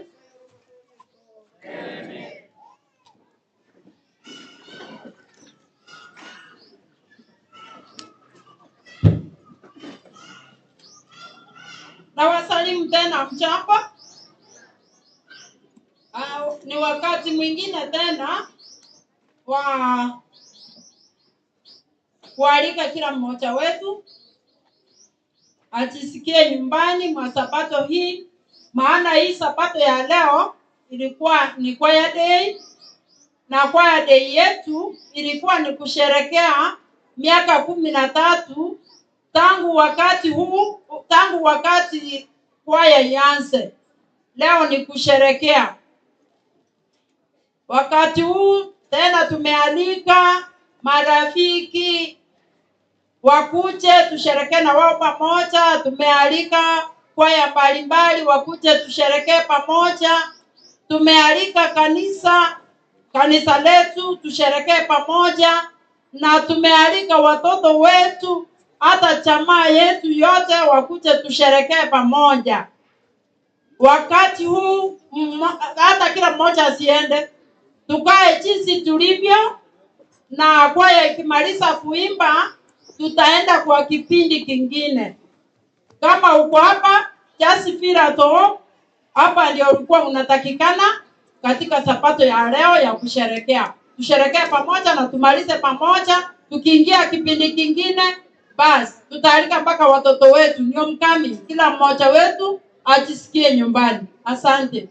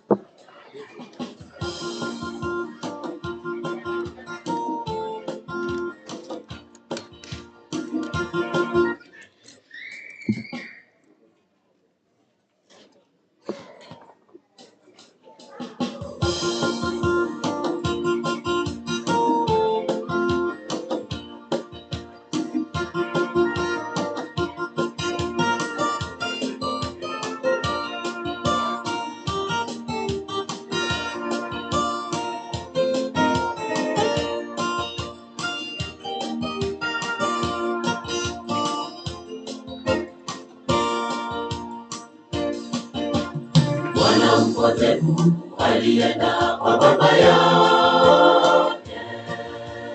Mwana mpotevu alienda kwa baba yake.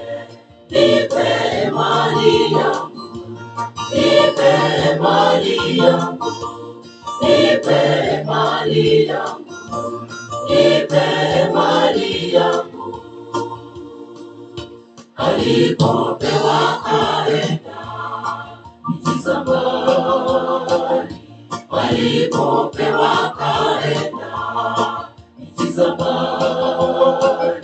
wakatapanya mali yake kwa usherati, wakatapanya mali yake yakaisha, wakatapanya mali yake kwa usherati, akatapanya mali yake yakaisha. Rudi nyumbani mwa baba, Mwokozi akusubiri, akuokoe. Rudi nyumbani mwa baba, Mwokozi akusubiri, akuokoe. Mwokozi akusubiri, akuokoe.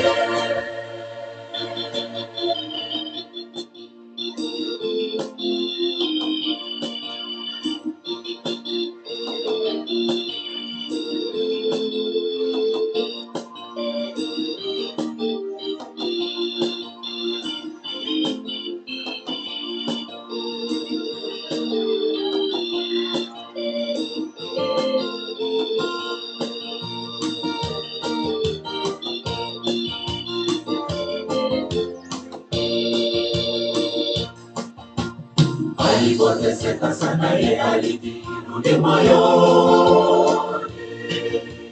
Watumishi wangapi wakula kwetu nikiteseka, alipoteseka sana, ye alijirudi moyoni. Watumishi wangapi wakula kwetu nikiteseka, nitaondoka nitakwenda kwa Baba yangu, nitaondoka nitakwenda kwa Baba yangu, nimuombe msamaha kwa Mungu na mbele yake, nimuombe msamaha kwa Mungu na mbele yake. Sistahili kuitwa Bwana wako tena, sifanye kama mzawa watumishi wako. Sistahili kuitwa Bwana wako tena, sifanye kama mzawa watumishi wako. Kodi nyumbani kwa Baba, Kareni Mwokozi akusubiri. Karibu, kodi nyumbani kwa Baba, Kareni Mwokozi akusubiri. Karibu.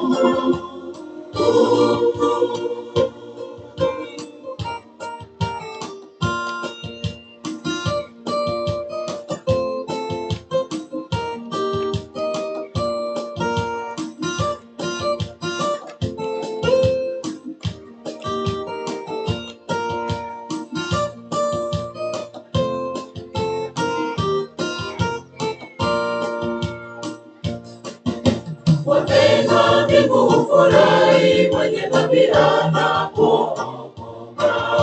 Waitwa wateule leo uokoke, karibu kwake.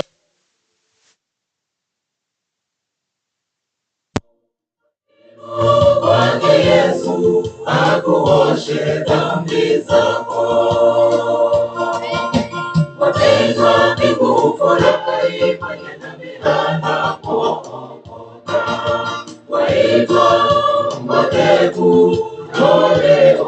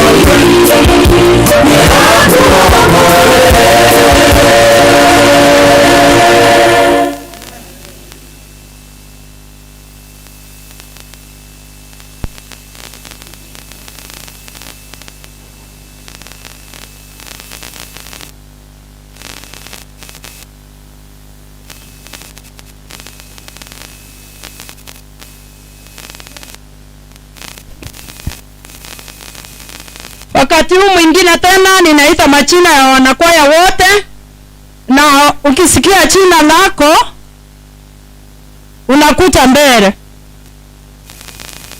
Silvena Bosire, Margaret Chuma, Martha Mengo, Cecilia Mogusu, Christine Maobe, Alice Makori, Obedi Gitevi, Naomi Nyakundi, Mary Kebati, Rebecca Neko, Isaac Nyabuto, Mary Christopher, Esther Momanyi, Josephat Yoruta, Esther Mogusu, Fame Wright, Asko Bae, James Anyoka, Pacifica Kerubo, Penina Ondari, Penny Mogaka, Jackie Okali, Caleb Kebati, Miri Sentomosa, Julia Singonje, Lucy Gitebi, Jared Makori, John Mareri, Vincent Bichanga, Anna Masota, Sarah Bichanga, Tony Mageto, Lynette Kemunto, Sarah Omurwa, Beatrice Tony, Evans Odiambo, Fiona Mwango, Davis Wosira, Isaac Chuma, Godwin Odiambo, Millicent Acheno, Margaret Kerini, Gladys Otucho, Doris Nyagaka, Beryl Maasha, Kevin Oyugi, Moses Sereti. Na kuna wengine hata kama even though you are not registered, nikiita jina lako pia wewe songa mbele, ukae upande huu. My right hand side, my left hand side, kaa side hiyo. Naita Charles Nyang'au, Terusa Pius, Jane David, Ruben Maove, Florence Nyang'au, Gloria Nyakara, Benny Nyawaya, Kennedy Nyambega, Yubi Nyonchiri, Lilian Simon, Mary Keago, Chemima Omao, Nyachwaya Anton, Jackie Machogu, Samuel Yotachi, Panis Kururia, Innocent Nyang'au, Moses Yondimu, Masiobiri, Edwin, na Andecheni Kebati. Ikiwa umesikia jina lako pia, na wewe simama, usonge mbele. Wakati huu mwingine tena, kila mmoja amesikia jina lake akuje mbele vile mko hivyo, Elda Chuma naenda kufanya maombi. Sasa Elda Chuma enda mbele, mhubiri wetu Martha Isaac ndiye atafanyia wanakwaya wote maombi.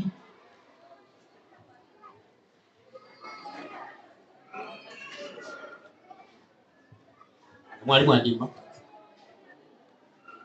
anafanya maombi wawili. 2 Corinthians chapter 9 verse 7. Naomba msomaji usome ili tuweze kufanya maombi. 2 Corinthians chapter 9 verse 7. Yes. Acha iseme.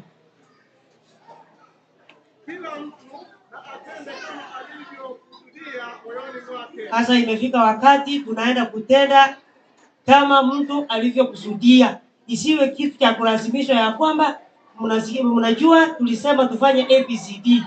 Isiwe kitu ya kusema ya kwamba nilitoa kwa sababu walisema sasa ningefanya nini.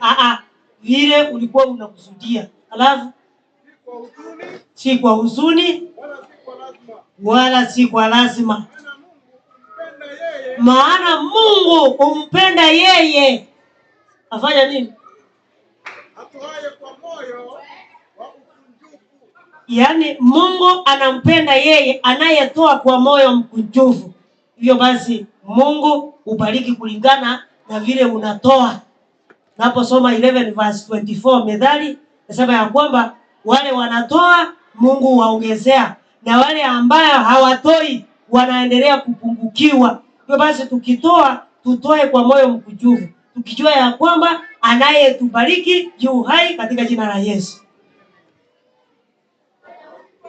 Tunaomba. Baba na Mungu wetu, nakushukuru kwa sababu ya kipaji cha uhai. Nakushukuru kwa nafasi ambayo umetupa ili tuweze kufika katika chumba chako takatifu kwa ajili ya kuabudu kwa mengi makuu ambayo umetutendea. Ni kweli kwa sababu ya mkono wako mkuu ndio maana wengi wetu tumeiona siku hii ya leo ambayo ni Sabato takatifu. Hasa kwa waimbaji haya kwa miaka 13 Bwana umewalinda na kuwatunza wakiwa wanafanya kazi yako ya uimbaji. Tena siku ya leo tunakuja mbele yako tukikushukuru kwa sababu umewachagua na kuwaweka kando kwa ajili ya kazi takatifu. Sasa tuwakabidhi katika mikono yako mitakatifu Yesu. Endelea kuwaongoza katika njia ya haki na kweli. Wajaze na Roho wako Mtakatifu. Uwajaze na ule moto wa imani, ule moto wa uhai Bwana, ili wakaweze kusimama mbele ya wana wako na kulihubiri ile neno bila uoga, kwa sababu kwako Bwana kuna nguvu. Kuanzia sasa, hebu wakaanze maisha mapya katika utukufu wako, ili wanaposimama mbele ya wana wako Bwana, jina lako likapate kuinuliwa. Najua kuna wengi ambao wangekuwa na hitaji la kuingia katika kundi hili Bwana, nao wanapofanya huo uamuzi Yesu, uwajaze na Roho wako Mtakatifu, uwajaze nguvu, ili Bwana wakaweze kufanya hii kazi jinsi ungeifanya ungelikuwa hapa duniani. Tusamehe makosa yetu, kwa sababu shetani huwa anatuzingira na mateso na majaribu yake, lakini tunajua kwamba kwako kuna ushindi. Vile tumepata huduma kutoka kwa mchungaji, ni kwamba wale ambao watakaa katika hema yako lazima wawe na njia takatifu. Tuwaombea ili wawe na hiyo njia takatifu, na ikiwa Bwana wataanguka, unyooshe mkono wako na kuwainua, uwajaze na mibaraka yako ya kipekee, ili kwamba watakapomaliza safari hii vyema, sifa na shukrani zikurudie milele na milele. Na mwisho wa yote Bwana, utuandae kwa ufalme wako. Tumeomba katika jina la Yesu ambaye ni mkombozi wetu. Amanai nyasao ito biyamana singe chukua bera amanai ntwe biyamana singe shia kwa wakati gali tukul asinge cho ye kwaya biyamana singe cho wale kwa baretire biyamana singe cho wenda takuba konyo litukasenge onane mwanya bantu bale na saitani tako kina bateri wabaretira sekero ukyo bonene ekaro bara abasense yabao batera na ukubaka tatanya sawo baetiria matea mware tatanya sai ekaro bara abao goterera baba bomo musomo nene nabandi kubako igwa matero bagusu baja sore batatebi ngana yoro jara makumata wa tiba umera na monaro na bateri tatanya sai twasabiro batangere obasesenia ekaro bago swane ekaro bago soka bashiriki bonse bya kanisa yo manene na bonse bali baja ari kunya lero oto sisi kwesi asuko amo elinde tatanya sai ekaro turagendera ko basema yao tomororo na ekaro toro tukubakaye na ile tukumayaye na Yesu kwa tumete bono kama mona ntukurubono nasemero beligenderete elietalia oli bakwe koronsi kunori getie na kugo sabasi Yesu yoromotori ito.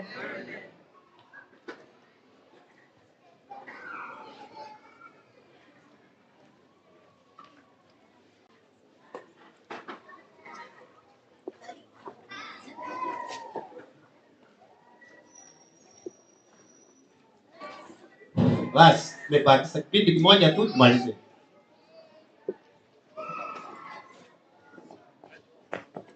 Hiyo kwaya iko na jambo moja nataka kufanya saa hii,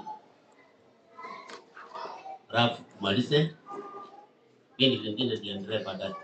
Sasa hii kwaya niambiwe nimaliza miaka 13, lakini kutoka hapo nyuma ilikuweko kiongozwa na kina Kiodi Kigengo miaka ya nyuma kabla jafika hiyo huo naye Margaret Chuma, Rod Ondwari, Kedi Bongos, Julius Ngonje. Hao ndio walikuwa wanaongoza hiyo kwaya kutoka miaka ya nyuma. Sasa kuanzia 2009 ilikuwa na wakati sasa ilianza kurekod kwa sasa iko na 409 8 ndio hiyo ya 9 birthday ya toka. hata hiyo bado itatoka, ni hiyo sample. Kwa hivyo hiyo wimbo bado ni sample tu, kwa hivyo nyimbo itakuja yenyewe. Sasa wakati wenye alianzisha hiyo kwaya ndio aje kajulikana kila mahali, Elder Charles Nyang'au akisaidiwa na Obedi David. Niliona Charles Nyang'au hapo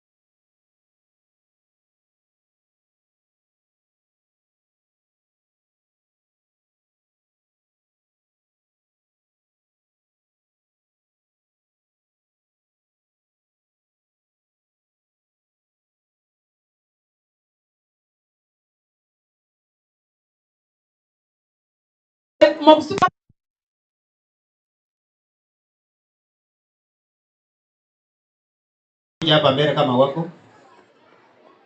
Christine Maobe.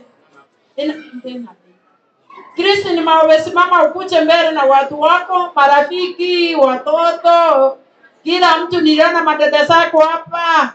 Dadi anapenda kukuja kila wakati, anakusindikiza kuja. Christine, simama hapa mbele. Wapi Christine? Christine, kuja hapa mbele. Basi magoli ya leo kujitayarisha. Christine anaendelea kujitayarisha, amesema hivyo. Obedi Kitevi. Sasa wewe kuja mbele nikutangaze kwanza. Alice sema anaendelea kujitayarisha. Wapi Alice? Alice Makoli.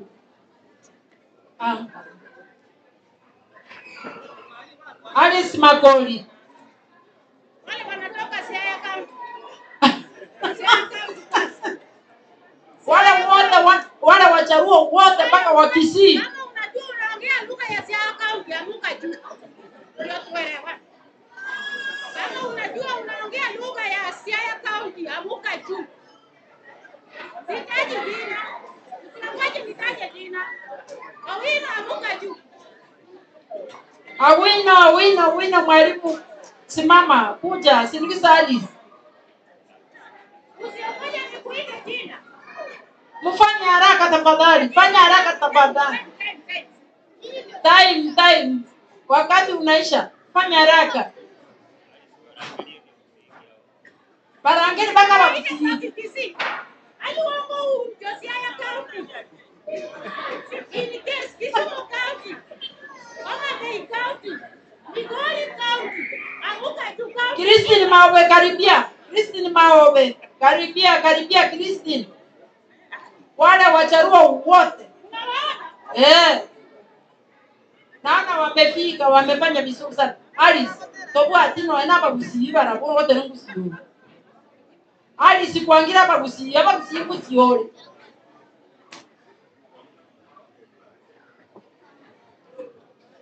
Haya, wale wakisia ambao wanaita watoto wao. Sera mokaya ya. Aye, nani diko? Sera mokaya. Diko ni right. Tia Christine sahani yake mpatia haraka. Kwa hivyo sina wakisi marafiki. Sina mkisi marafiki. Jerusa ndio huyu. Nimepata Jerusa.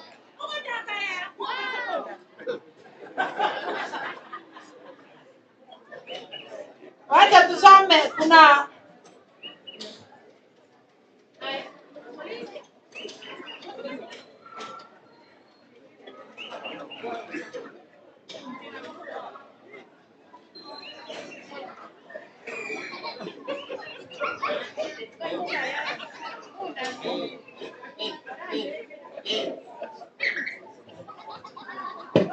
kidogo samahani, kuna wale ambao wanataka kutoa pesa, hawana pesa sasa hii, wako kwa simu, wakuje kwa hii mesa ili waandike pesa kwa hii mesa.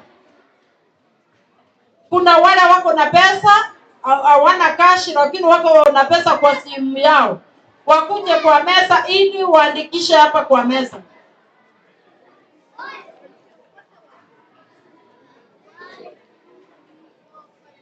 Christine Maobe, naona watu wako wamefika sana. Dada yako, watu wote, pewa mic. Happy Sabbath. Marafiki zangu ni madada zangu hapa. Na mwingine amekuja pesa iko karibu 1000. Ndio tuko nayo. Happy Sabbath. Kabla sijatoka kwa Mzee Hesron Nyamanyamba ni baba yetu, alituma salamu. Pia alinipea shilingi 700 nisindikize dada yetu. Kuambie mzee asante sana. Mzee ni rafiki yetu kila wakati. Sababu ya Alice. Alice ametoa shilingi 4140. Alice, wacharua kutoka Siaya County wote pamoja na wewe 4140. Thank you. Kwa weka nikia. Kwa vile nasikia Margaret Kefa kuna mahali anaenda. Margaret Kefa na familia na wageni.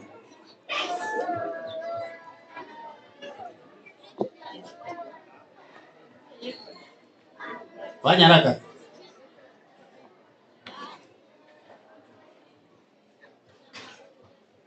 Pesa ya Christine amejatuambia sawa. Margaret Kerini amefika. Asante dada yangu. Sasa kama leta zile pesa zote mzee amekupatia Kefa Kerini kwa sababu hapatikani karibu na marafiki. Margaret, wapi pesa yako? Sawa, Kefa Kerini na Margaret kwa familia moja. Habari zenu wapendwa. Mimi nimekuja kama familia. Saa zile mlikuwa mmesikia Kefa Kerini ameitwa, mkawaka asimame, lakini nilikuwa kwenda huko nyuma kidogo. Mmewasalimu zile salamu za nyuma. Habari zenu? Kefa Kerini amenituma na salamu zote sasa hizi naleta hapa na familia mzima mpaka marafiki. Asante.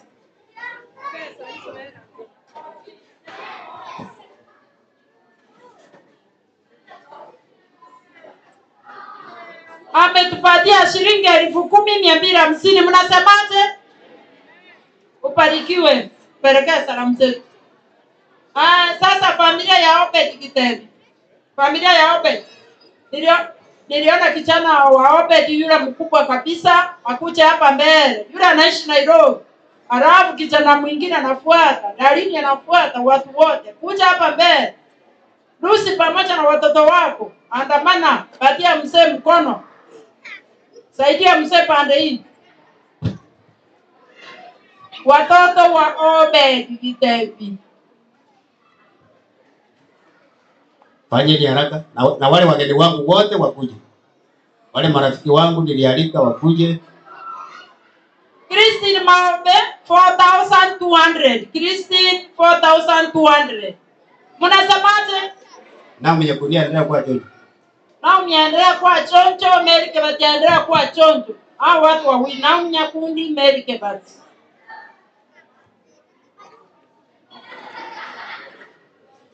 Wacha nipatie kijana ya Obed hii mic kubwa.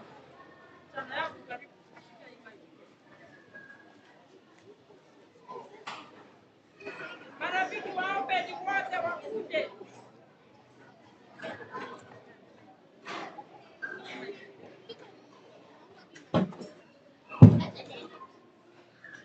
Happy Sabbath. Hawa ni marafiki wangu na familia. Na marafiki wangu pia na nyinyi kuja. Tumalize mara moja. Na marafiki wako aliita na wangu wakuje sababu maana hii ni familia moja. Fanyeni haraka tafadhali.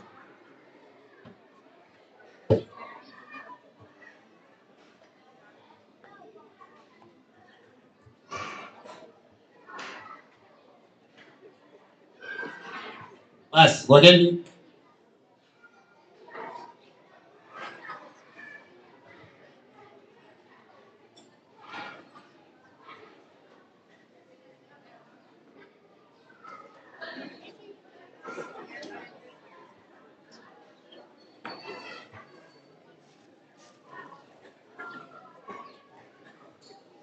Asante.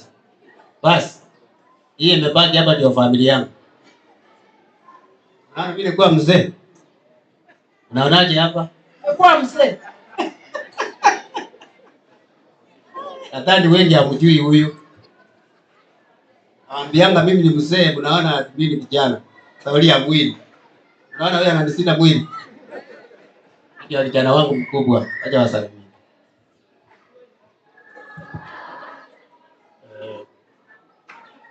Wahubiri wa kanisa hili, wasimamizi wa vitengo mbalimbali vya kanisa hili la Nyamataro USDA, washiriki kanisa hili, mkubalieni kwa heshima kubwa na washiriki na wasalamie mchana huu leo. Hamjambo? Hamjambo tena. Leo hii niko na furaha kuja huku nyumbani tena katika kanisa ambalo limenilea tangu nikiwa kijana mdogo. Ninakuja kwa sababu nilipata mwaliko nikiwa kule Nairobi kutoka kwa babangu, Akaniambia vijana, watoto wangu wote wanatakikana wakuje wanisaidie huku. Najua mzee akikuita kutoka yuko akisema watoto wake wanaitwa na ukose kukuja, hapo unakuwa na wasiwasi. So nikasema lazima nikuje. Lakini hata hivyo nataka niwashukuru kwa kazi ambao umenifanyia mimi, heshima ambao umeniwekea ndani yangu, mafunzo ambao nilipata nikiwa mtoto mdogo hapa ndio amenifanya nimekuwa jinsi nilivyo. Na nataka niwaambie kwamba familia yangu ya Nairobi imewasalimia zaidi na inazidi kuombea katika kazi zenu. Asanteni sana na Mungu azidi kuwabariki. Najua yule mwenye siasa ndio sawa anaongea mambo mengi. Sawa, sasa wacha tutoe sisi.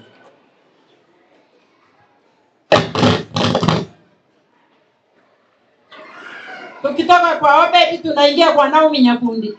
Mwalimu Andima, umeona Obed si kijana, ni mzee. Ni mwili tu.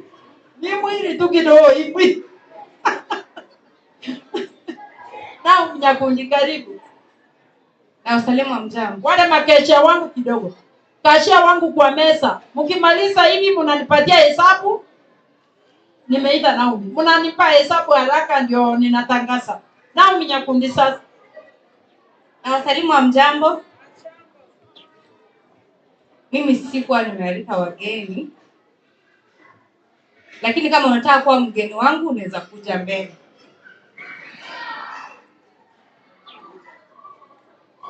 Naomi amesema kama unataka, lakini njia nyingine alisema anataka kila mmoja wenu akuwe mgeni wake. Tafadhali kuja. Sindikiza huyu mwana youth. Yumi, haye kwa vile na Naomi mpaka mange ichuo chaga. Chua aba mtomo sindikiza Naomi.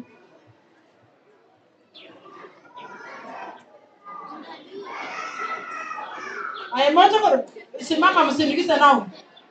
Nyinyi wawili ndio naangalia. Nyinyi ni wageni wa Naomi. Na wana youth wote ni wageni wa Naomi. Elda Chuma, asante sana kwa kuja, maana wewe ni mgeni wa Naomi. Asante kwa kusimama na Naomi, ni kama wewe ni kama baba yake Naomi. Asante sana. Nimefurahi sana wana youth. Asante sana, mmefanya kazi nzuri. Asante. Nimeshukuru. Elda Yugi pia wacha kurudisha. Elda Yugi amekuja mgeni wako.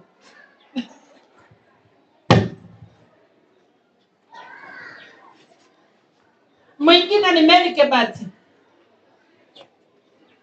Mary Kebati. Hesabu ya Obed ndio naomba nipewe haraka. Mary Kebati yuko wapi na familia? Tukitoka kwa Mary Kebati, Rebecca Neko tuweke karibu. Neko, Rebecca tuweke karibu. Mfanye haraka. Wanakwaya ni kama tuseme ni jeshi. Jeshi mnaona wakiitwa kwa kazi wanakimbia haraka. Hata kama alikuwa anakula na acha chakula hapo. Na sisi ni jeshi la Mungu. Mary Kebati, Rebecca Neko akue karibu.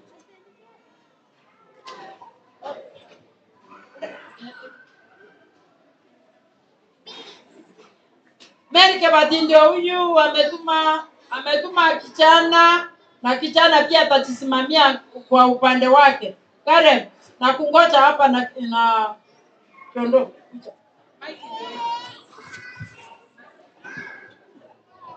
Wale wageni ambao mama alisema kama walitoa ni sawa, kama wakutoa. Wale wageni wa mama wako wapi? Karibu.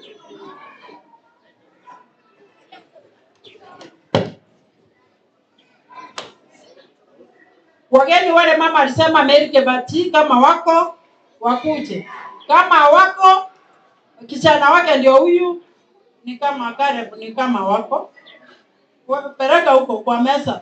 Rebecca Neko. Hebu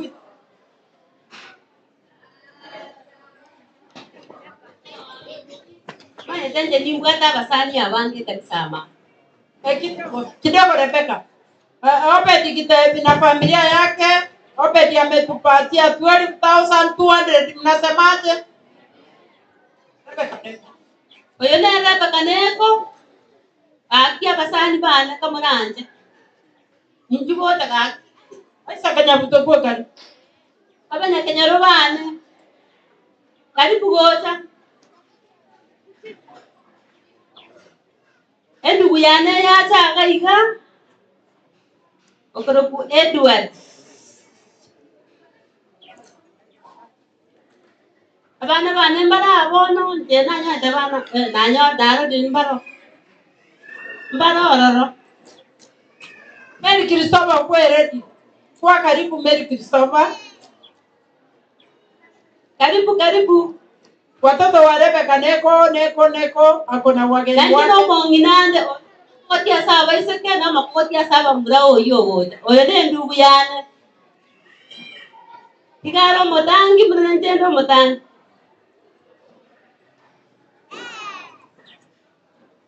Oyone ndugu yana. Oyone mamura na makokoti. Ande naro tigaire naro ngoza.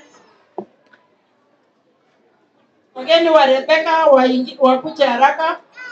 Bara wangu tatika bora.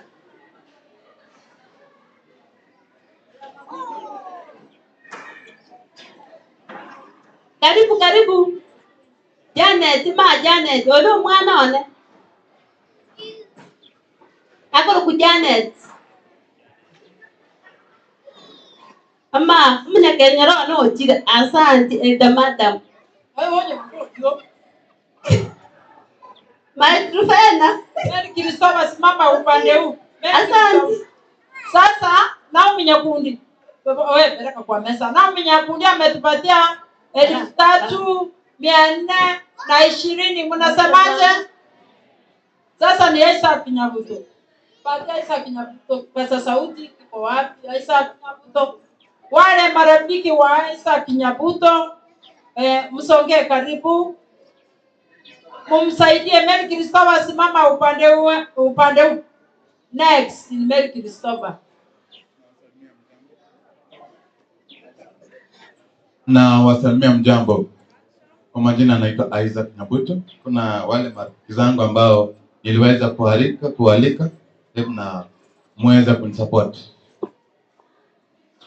Vijana ambao ni tunashika pamoja, marafiki kwa kwaya, elders, tafadhali muweza kunisupport. Msiniaibishe huku mbele.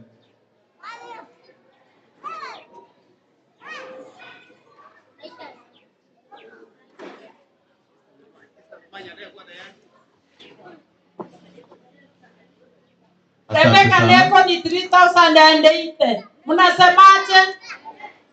God bless.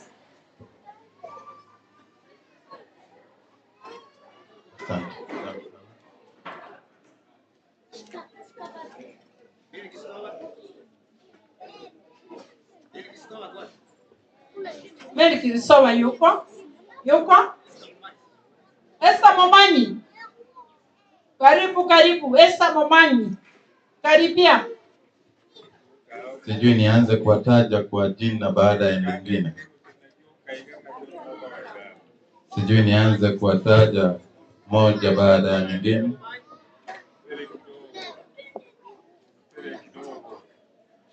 Marafiki ambao tunaimba na wao. Asanteni sana. Mungu aendelee kuwazidia na aendelee kuwabariki. Asante.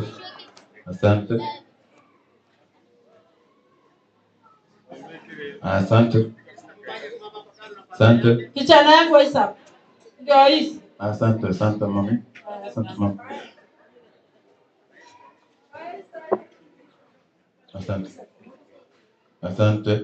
Asante grandma.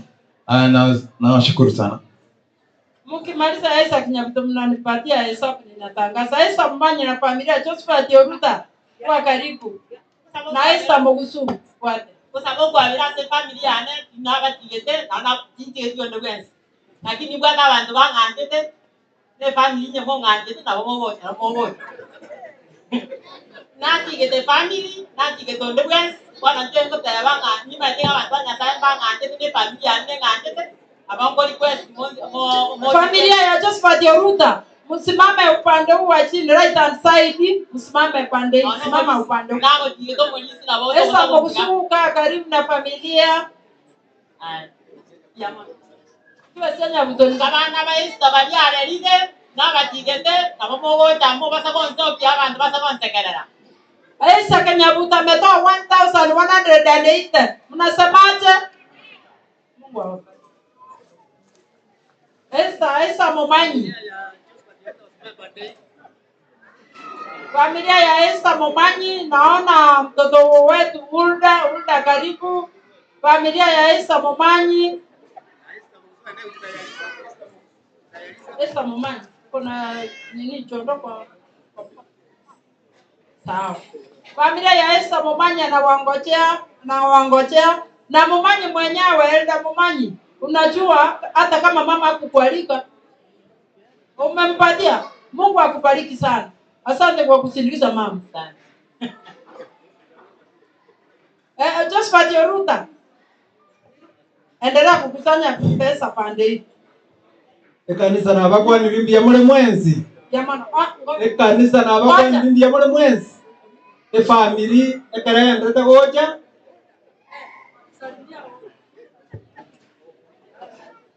Abantu wanambia mwere. Oino mwana itoto kwani ile anaitwa Ulda Momanyi. Just for you. Nabona ale goteba na fail naitwa leo kitayarisa.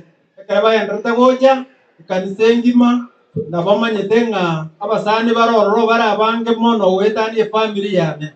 Yono manale ko ganinga na incheke wango kia nerero kyo gosoma kibesa ga kisomo kire igorake.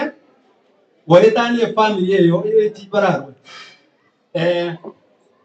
Mumurana atigarete nga yaji gojia.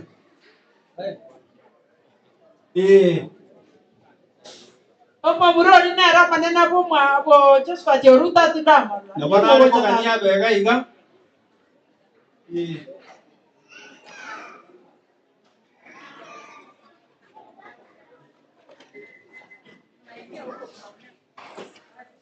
Ngombwate familia bantu batano.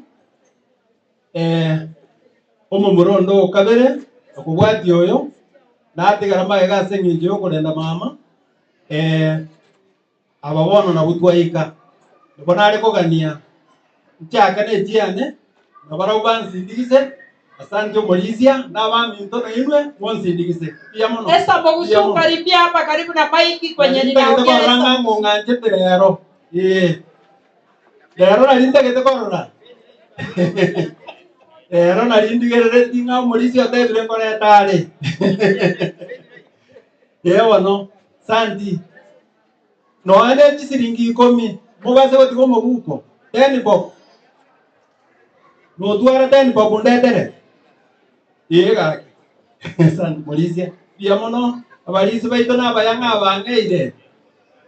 Pia mono. Ngai ganoro oyo gocha abaminta abanga. Osani mbwata no banene oyo ikaranse toyo. Na buto bosani. No ringa igaba minta baba ne tirani jiane. Sante mami pia mono sano musani one. Pia mono sane deipa. Ngai ga bande mbaro. Na te bano ente ni bobu njeko jaba kama abo. Asante. Yo kwa teteni yange. Tutaeka. Oyo konga teni. Josephat, simama upande huu mwenye na kuletea something ya Banzeri kuruweke Rwanda. Sasa usienda karibu na sasa nataka kutangaza hapa ndakolema sasa. Sasa sipegezi. Natangaza pesa ya Cecilia Mugusu ni 4,000. Mnasemaje? Amen. Huyu ametumwa na Cecilia. Na abakwaniria abakristo boyo muri mwese. Na tomu na manda msisiria na manyete na wanje mu chango nolenge na mnyokire yokurwa sinale igare sikale igorende na bali mwale ko musindikisa abasani nene mwale boja mumbu ake sibuna nanje na chireya. Karibu. Orule 4,200. Mnasemaje? Ya Cecilia Mugusu. Cecilia Mugusu. Pen right. Pen. Aska kitayarisa. Feli yako wapi? Abana ba Mugusu. James yanyonga na wewe ndio kitayarisa. Mbale konyola ibagala kinga na basali gaiga. Abalende mbagu muchango. Basani wale ni kwa. Acha basani wale ni nju. Aska kiende kujitayarisha James ya nyoka. Basani wale kwa ni. Pia mama Watoto wa Aska, familia ya Aska yote, marafiki wake, wasimame pande. Paka na wali wa bali sema sana. Kama kualika wageni yako, wacha kusumbua Elda. Yana pande ile. Basani wale. Kuna basani wale. Basi Kirubo ajitayarishe.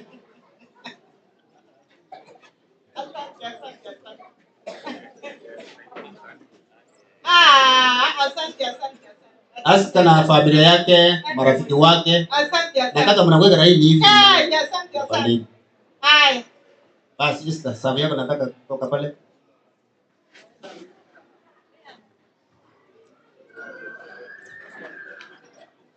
Just about 2020. 23-20. It's the mind.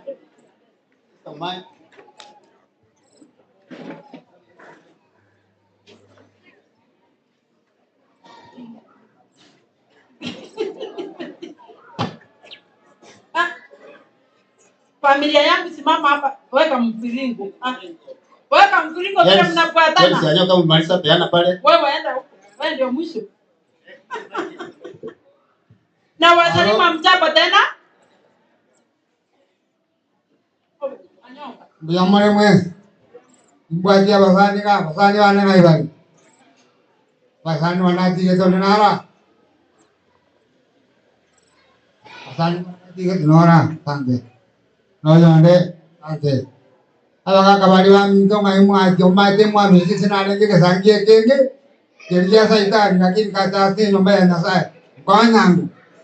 Konyangu oyondo ma aina ya kwa konye. Okay. Asante. Ondena yari. Basani wana masali kina yari. Masajani ya asaitani ya wana ya digete. Ngayose nyumba ya nasaya bwana wala bali ko digere. Kwanya. Abantu bali bantu bakanyure kinywaji no kwanya lakini onyoka katika na barabara katika. Konyo bwaka nyoka. Kono banyangi ngonya kaje basani bana wote. Kaki konyo bwaka. Kwaya wanduga imwaje. Saidia wana kwaya. Asante sana mjamano walimwangu. Haya, familia yangu ndio hii vile mnaona. Ni msichana mmoja peke yake hayuko, ako Nairobi hapo. Esther Mugusufu 4000. Angeweza. Ande Huyo msichana angeweza kufika lakini ametutumia kitu kidogo na maisisa angeweza lakini ametutumia 1000. Sasa wacha nipatie kijana wangu mkubwa. Ongea wewe. Nina Ondari Andrea kitayarisha. Tunawashukuru wote kwa kukuja leo. Tusaidiane mchango. Kama kuna wale marafiki wangu nilikuwa nimeinvite hapa, usiniangushe. Kuja. Saidiane. My brother Oda, asante sana my brother Amos. Yani sina rafiki. Saimo wacha mchezo hata wewe pesa sitoleta pesa yangu pale. Simi. Basibika, asimame pande na familia yake. Fanya haraka lakini marafiki wangu kujeni. Oh, my sister, people welcome. Aya. Welcome. Pende na Ondari na familia na wageni pande. Inaonekana Basibika yupo. Those ones who feel that they should give me something. Wanipatie kitu kidogo kama wako. Marafiki kama wako.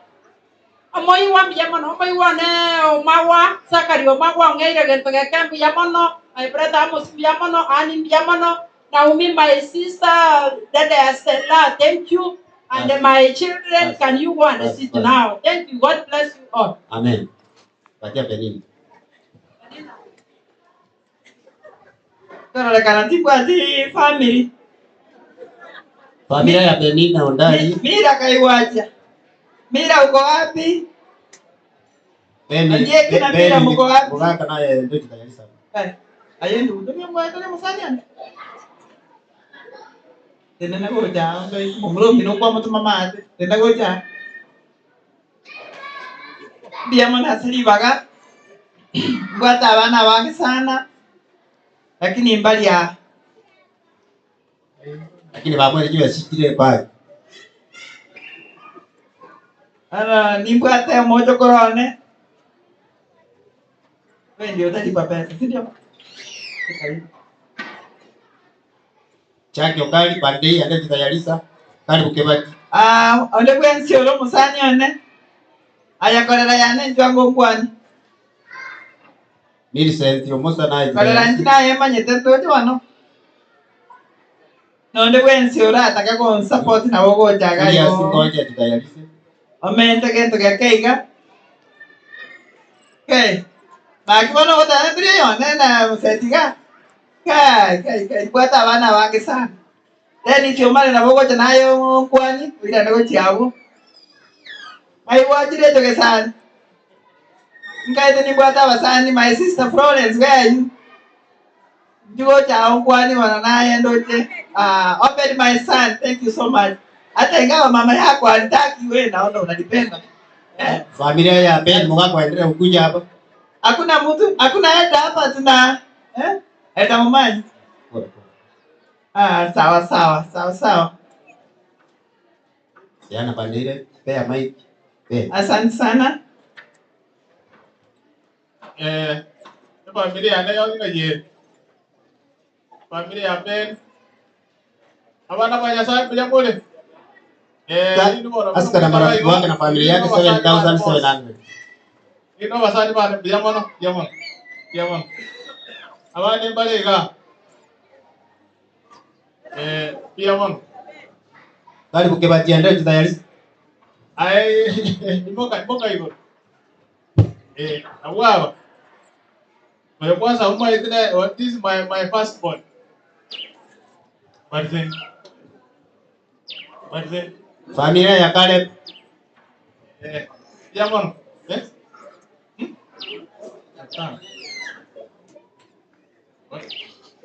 Basi Ben tumemalizana, patia Chaki mic. Chaki na familia yake na marafiki wake. Bariseni. Rafiki zangu wasimame wote.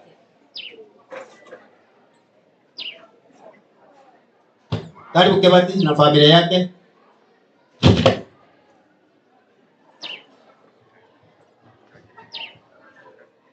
Sasa director weka maneno vizuri. Unajua sasa watu wanaweka pesa hapa kwa nini? Kwa hiyo paybill. Sasa unatakikana wakiweka pia unasema pale kwa mesa inaongezwa pamoja. So tati ndio hizo pesa isisaulike na hapo unajua.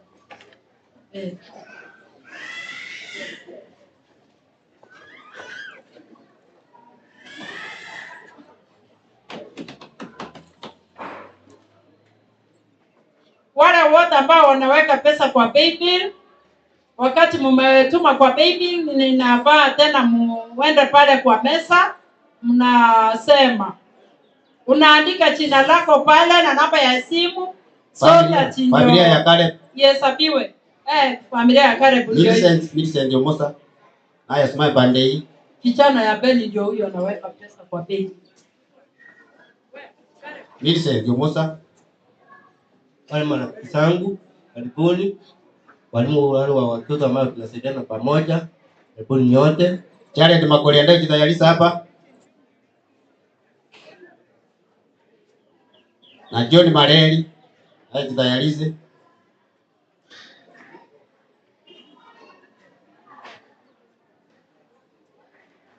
Karibu. Peana pale. Millicent mpatia na Millicent. Happy Sabbath. Happy day. Naomba marafiki zangu wote wakuje mbele.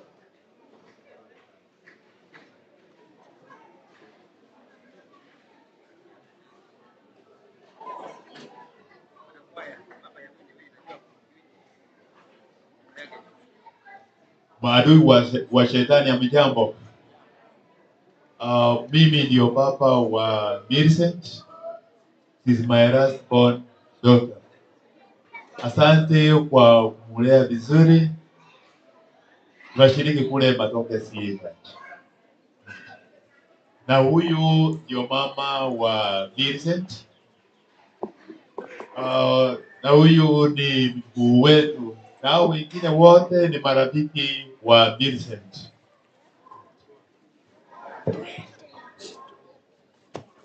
Marafiki wa Vincent wakiendelea. Penny Mogaka ametupatia 7,500. Mnasemaje? Amen. Elda Ngonja kuwe karibu, Elda Ngonje. Alituma nani? Elda Ngonja kuwe karibu. Charity Makori. Elda Ngonje. John Mareli. Elda Ngonje karibu. Vincent Vijanga. Elda Ngonje. Ana Masoda kitayarisa hapa.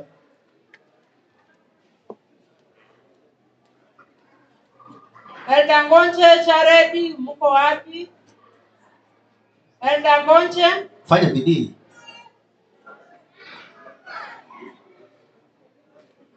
Charity Makori. Ukwa. Charity Makori ni mwana youth. Achukui kipasa sauti, lakini marafiki wake wasonge wa Ana Masoda. Wamsaidie. Sara Vijanga. Ana Masoda. Wadiana Mike Ana Masoda. Tony Magito. Mkimaliza kutoka kwa mesa pia mnaniambia ninatangaza. Ana Masoda. John Mareli. John Mareli kuna mtu.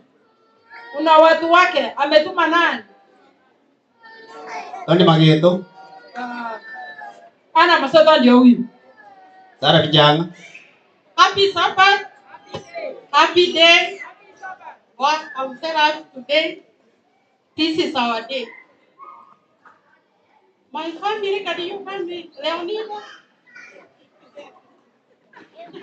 Linet Kerubo. Hata ingawa alipata mkasa. Ako wapi? Leonida Ashil. This is my second one. Sara Murwa. Na familia yako pande. This is the last one. My friends like Matthew Kelly. Na Peter Stone. Fanya haraka. My mentor. Na mwalimu wangu. Uko wapi? Unisalimia hapa mbele. Nipe kikapu. Hadi Uvara. Usiite yule ukualika hapa. Hawa ni marafiki zangu. Madam Mas, thank you. Polisi Uvara na Madam Leonida Uvara. Alikuwa mwalimu wangu. Anisalimia hapa nitoke hapa mbele. Kakitokole bwangu. Madam Beatrice Stone. Saro Murwa. Ukiitwa na kuja hapa na marafiki pande hii. Sasa mkiitwa mkinyamaza hivyo. Beatrice Stone.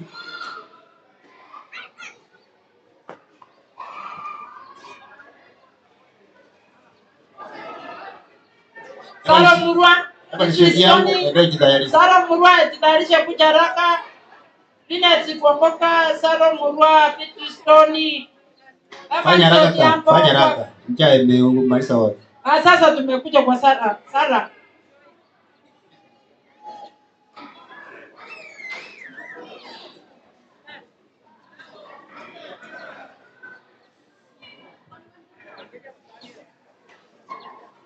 Fiona Mwangu. Waige. Yoro musanga akende bila asindise.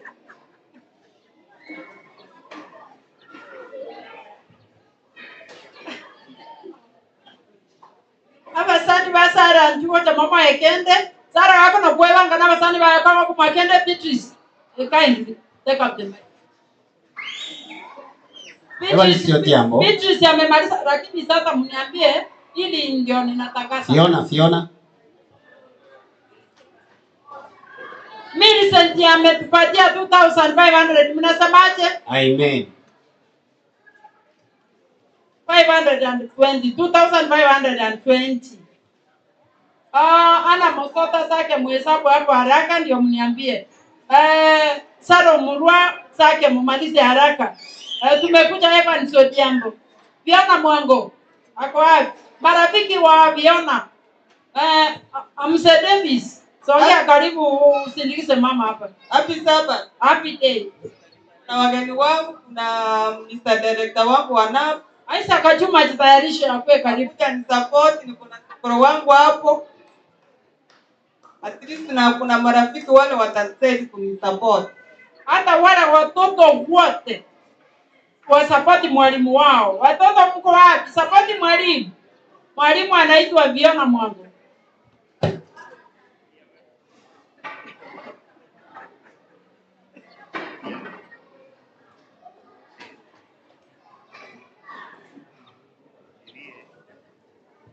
Isaka Juma, Elder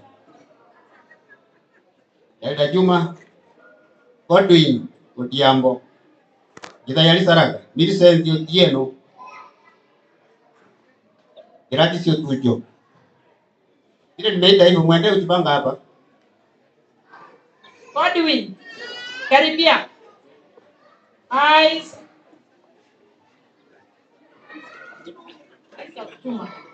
Isaac Juma karibia.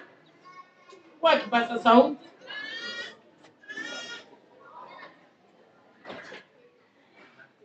Hawa tunaita majina ni wale walijirejesta mwaka huu. Wale nilisindikiza hapa na nini sasa. Ikiwa uliona nikija mbele yako na kuweka kwa kitabu yako, na wewe sasa wakati na mimi wakati inahitaji serikali yako naye mono kirulende kirani rende kirani ali sinero guta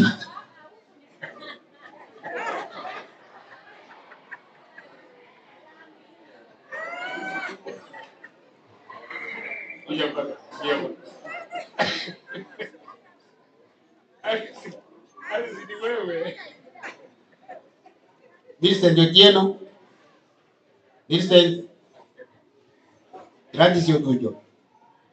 Millicent Otieno, samani Godwin. Ni wewe sasa. Sawa. Lakini unachua ukituma hapa unarudi pale unasema namba ya simu na andikisha pale. Gladys Otujo. Kwa Gladys. Mjambo watu wa Mungu. Mimi sina rafiki, niko peke yangu na nimetoa 2000. Doris Jagaga. Gladys Otujo ametupatia 2000. Mnasemaje?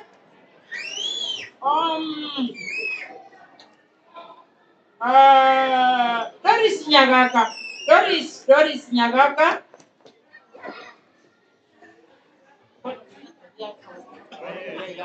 Kevin Oyugi. Ukimaliza mnaniambia ninatangaza chamani. Mesha. Naumi. Mesha. Ukimaliza mnaniambia ninatangaza. Masha na marafiki, Kevin na marafiki. Mary Masha. Wale watu wote wanatoka Siaya County, Charuoni County sote. Wakuje wasindikize huyu mtoto wangu. Msichana wangu kuja mbele huyu. Masha kuja. Kevin Oyugi, where is my son Kevin? Where's Kevin? Kevin Oyugi, where are you? Moses Sereti. Musa ndio huyu. Musa karibu. Kevin kuja. Ina ngachira mkoyo. Bande iko sasa. Bas, sasa kuna majina iko hapa, wale walikuwa wanakwaya kutoka kitambo lakini kwa mwaka wao wako jiandikisha. My daughter Mary. Wale waliregister mwaka huu walikuwa 48. Tumemaliza. Ruben Maobe, Florence Nyang'au, Gloria Nyakara au hapo kimbia. Kelio bwate. Alafu Gloria Nyakara ametuma 1500 kwa simu yangu. 1500. Ayuko karibu hapa Kenya, ako mbali, lakini ametuma saa hii. Kidogo director, marafiki wa Kevin Oyugi, songee karibu, msaidie Kevin. Kevin ndio huyu amesimama hapa mbele, marafiki wake, naona uko na marafiki wengi sana. Naona maesani nawaona wote. Maesani wa Mokaya.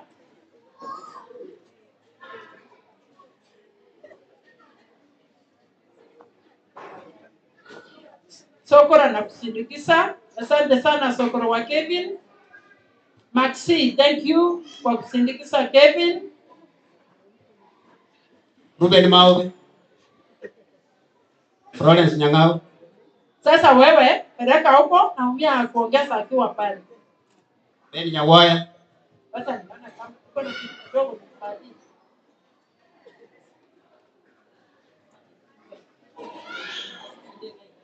Yuvin, Lilian, Melkiao. Wase sereti 1050. Kidogo. Beryl, marafiki wa Beryl kucha. Marafiki wa Beryl. Gloria hata kama yuko karibu nasi ametuma 1500. Mnasemaje? Ako mbali lakini bado anajua hii ni kwaya yake na anaikumbuka vizuri sana. Sasa sindikisa huyu mtoto. Watu wa Kisumu County iko wapi? Jaya County, Homa Bay County, Migori County. Melkiao. Kimima Umau. Anthony Nyajwai. Aliniambia alikuwa na mgonjwa. Ndugu yake ako Mombasa. Uko Malindi, ako kwa hospitali. Alikimbia kumwona akaniambia akanitumia lakini sitampata. Kwa hivyo atatuma. Najua atatuma. Yemo Mao. Chuck Majong. Samuel Yotaji.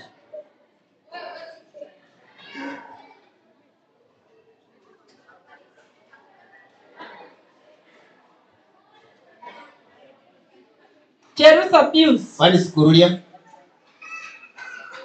James Anyoka ametupatia 1,050. Mnasemaje? Msa ubarikiwe sana. Mungu akubariki. Moses Yodimu, Masi Obili, Edwin, tulikuwa tunamuita Mogiranga. Lakini hatukumpata kwa simu. Cheni Kebati. Kebati nilimuona hapo. Charles Majong. Elder Charles Majong. Jerusa Pius. Jane David.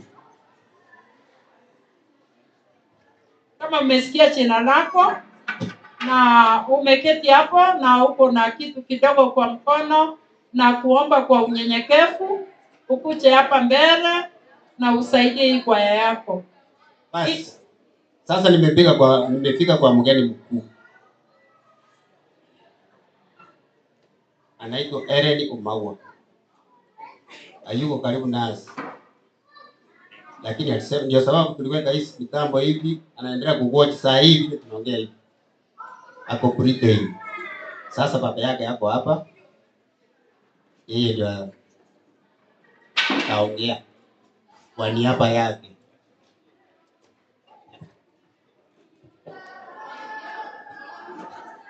Wapenzi wa Bwana, mjambo. Nilikuwa nimejipanga vingine, lakini nimeona jinsi mambo yanatendeka hapa. mkutano yangu ilipangiliwa. Tulikuwa tunapanga tuwe hapa siku ya leo, lakini kwa sababu ya mambo mengine Kennedy amesema atakuwa nasi tarehe 31st of December, sabato ya mwisho ya mwezi huu. Kwa hiyo tutaonelea ni vyema siku hiyo iwe ya siku yake kusindikizwa. Kwa hiyo tutamsindikiza tarehe 31st of December wakati atakuwa hapa, na pengine naweza kutangaza kila baba. Asante, alitutumia 100,000 already tiko pale treasurer 100,000. Mkimwambia aje? Asante sana. Namaliza sasa, nataka Elda kiomba Alice Makoli akuja atangaze vile tutafanya hii tu. Ende kuja Elda akimaliza kwa maombi. Tutawapatia hesabu.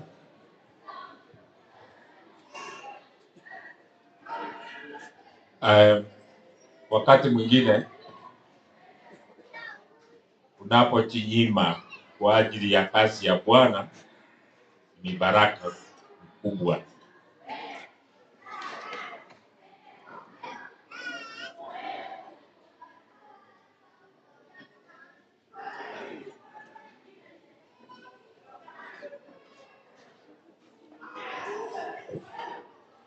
Nilisahau kidogo. Nilialika kwaya, lakini hatukuwaambia kama tuko na mchango. Ndiye waita wakuje kuweka nyimbo, lakini kama wako na kitu atasaleta. Na mgeni yoyote hapo hapo ameona kweli hii kwaya nataka kuleta basi, wakuja hapa mbele.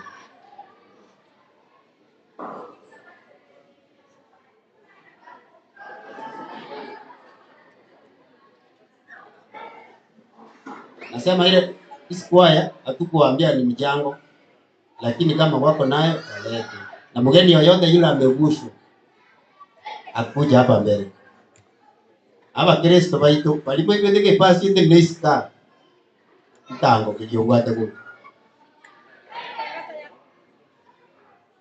Ya Esther Momanyi umetoa 6,660. Mnasemaje? Mgeni yeyote yule kama uko hapo, Mungu akusaidie ukuje mbele. Hata kama si mgeni, pia watu wa kanisa letu, basi ni ya kanisa, si ya wanakwaya. Hii basi ni ya kanisa, sisi sote. Kama uko na kitu Mungu amekubariki na kuja hapa mbele utoe. Umekaribishwa. Yangu mbakuwa na ande pia mule. Jambo tena. Wajua tumealikwa, lakini hatukuambiwa ya kwamba kuna shughuli kama hizi zinazoendelea. Lakini ninapoangalia mroja magaka wali wanonga imwa mkagote. Ndali hao wase wako kunga the old boys liso na wene kubori kila sendi dinga wako ke old boys mwenye lenga na baro mbare ngaba abasa enga kige wana basa ibare ro kuji kwanda subare bato setting en pinu ndidi ase keyboard to karadia to beka namo bari yo gidi tari keyboard yana na itu toro siri itu ditari ko toka se keyboard bolo jembo to akore wana banga kabari bale ko ito kuntua tige kuntua tare tunga mochango no lenga lakini nene to ikira to anyore ba kukwa anyore la mande ba ko babwate sangina enjoka babwate ba kali motore ngai no motator ngai ngai mo babwate gobwa ske ba kamaria bale to barke moroje ke barke ao te kubwate ko jo ko nya baga ka ba yeme se nya baga ka no jenga mbia ba ko ngere wazee wale ambao ni vikadetu wale tuliokuwa wazee nyakati zile, tusaidia kitu kidogo kidogo, na usije tukasoma ya kwamba tulikuja tu kuimba ndio kwani na ndio tuaje sawa tena kwa after all yo paka kama tuku bake fine baruba tena usije basi wao baleta wala kama tunataka tibese Mwingine naroleke walikeino uko kwa skoba na mimi nimechangia ni kitu kidogo. God bless you. Dia mana mga kamalia walikeiko. Basa event kia iko kwa sewa sama. Ande gana wali bagadi omwana ne nale kwa nyole grupe kwa Abraham kaya. O mai to jole ko motambe. No mwana na so me ko mwan paka ko ke o mo wali ono mo na chaga tinyi wete ga nyola chari aga kwa na mbo ga nyole ta chari ra ka ba na twende tade weka kawa odele ku kama ya bosia ya no maji na manya pa ole sa Koseke kwa ripaya na Mombasa last year tarehe 19 mwezi wa 11. Bahati mbaya gari letu likaanguka njiani, wawili wetu wakafa. Sasa tunashukuru Mungu ya kwamba ametuacha tukiwa hai, ndio mnatuona hapa.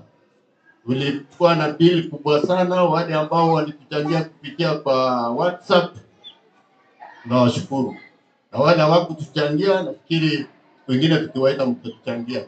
Jamani wasanii waera wale wazee wetu rafiki zetu wameisha wote. Asante, tunawashukuru kwa kutupa hiki. The old boys, thank you so much. Sarati ope ne rode kwa kile kimi ngazona kutarare kinda. Kono mroje ni mtu yebo saigo. Thank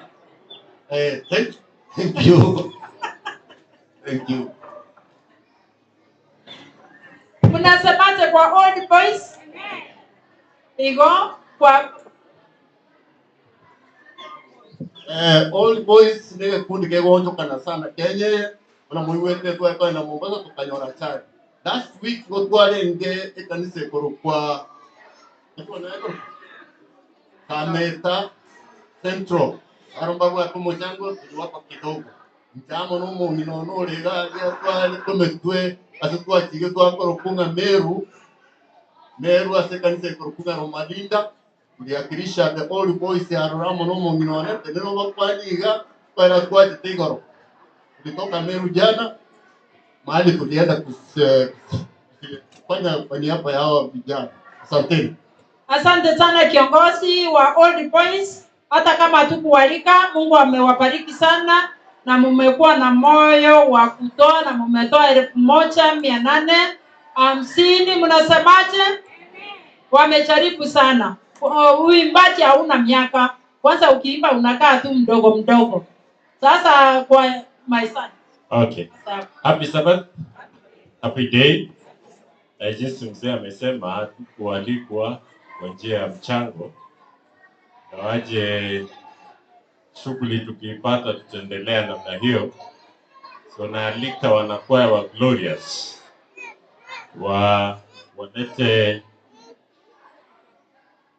walete mchango wao. Tulikuja wachache, tuna kikundi cha watu 20, lakini tuliambiwa siku ya jana na kiongozi Obed na kwamba hata tukikuja wachache tutawakilisha, ndio maana tuko hapa. So Glorious ni kikundi cha uimbaji ambacho Affiliate Church ni Kayati SDA Church. Najua wengi wenu mnajua nilikuwa naimba daraja 2 youth choir, lakini mzee unaingia zaidi na inabidi tujipange sehemu nyingine. So karibu.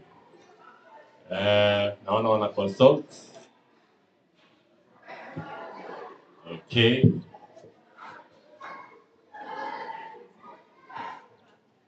Bas, unajua hawa vijana wakati niliona tumesama. Asante. So natarajia kwa yotoa Kisumu na Homa Bay. Wakati nilipata report jioni kabisa usiku atia wakuji, tawapigia simu wakuje kuokoa jazz. Kwa hivyo asante sana. Okay, so wameleta mchango wao huku na mwingine anatuma hapa. Barikiwa sana. Asante, mbarikiwe, kwa maana tuko waambia Ubarikiwe sana. Na yeyote yule ameguswa anataka kuongezea kitu kabla hatujamaliza, tunaenda kumaliza. Nimesahau kidogo, Chuti Nyang'au. Jina lako liko hapa kwa karatasi, ni vile nilisahau kuitana. Judy, my sister Judy Nyang'au, kuja karibu, songea hapa karibu na aske hapa kwa mic. Kama uko na kitu kidogo, usaidie ikwaya yako. Wapi Judy? Judy Nyang'au.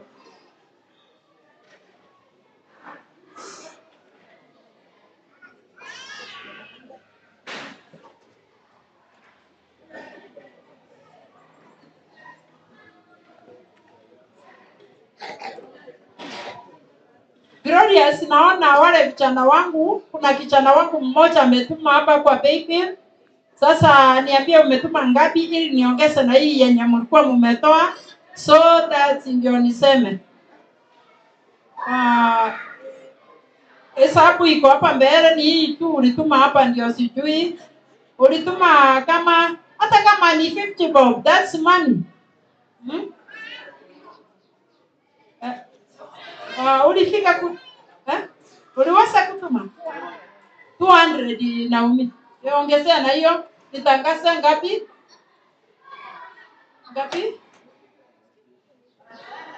Glorious Choir wametupatia 800 shillings, mnasemaje?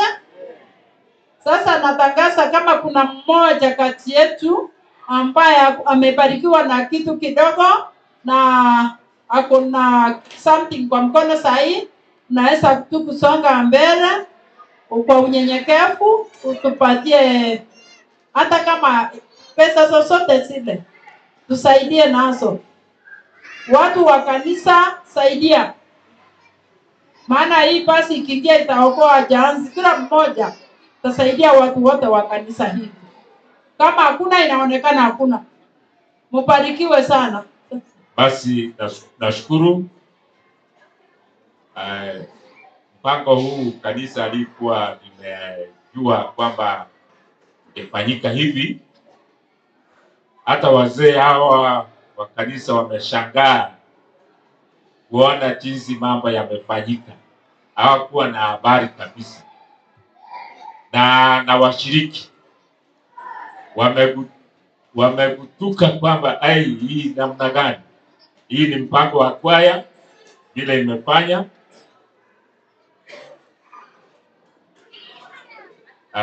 Tunashukuru kwaya kwa mpango wenu, na wakati mwingine julisha hata kiongozi wa kanisa ajue ile kinaendelea. Wakati mwingine tunamwambia tutafanya hivi, tutakuwa na hiki na hiki, ndio inakuwa vizuri. Mawasiliano ndio yanaweza kukamilika. Kwa hivyo tutaomba kwa kufunga mpango huu, na baadaye nitampa kiongozi Alice aweze kutuelekeza. Sasa hebu na tuombe tukiwa vile mlivyo kwa kumaliza. Labda tusimame mmeketi kwa masaa marefu, simama tuombe.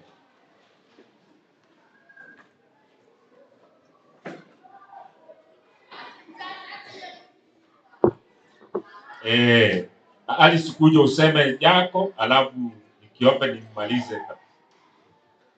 Mimi sasa nitaongea kama nimesikia vibaya, kwa maana watu wameenda, sijui chakula hizo nitabeba kuelekea wapi, lakini wale ambao wamebaki, tafadhali musitoke. Sasa iko hivi, wageni wetu wote mtapanda kuelekea hii njia na balisia. Kama unajua we ni mgeni katika hii ground, utapanda kwenda hapa. Alafu watu wetu wa kawaida mtabaki vile mlivyo hivyo, nitawacheka kando. Na watoto huko nyuma, tafadhali msiniaibishe. Mliniaibishe kwa pesa wa Kisii, lakini sasa msiniaibishe na ugali. Asante sana. Katika sadaka hii ambayo imetolewa, tumefanikiwa kupata shilingi 259,259,700 770. Nasemaje? Tunashukuru sana wanakwaya kwa mpango wenu na Mungu awabariki. Tuombe. Baba yetu, tunakushukuru. Imekuwa ibada ndefu Baba yetu, kiwa tumeudhi mwingine yeyote yule kwa sababu ya hii, tuomba kwamba atusamee, na we Mungu utusamee kwa sababu tumechukua muda mrefu.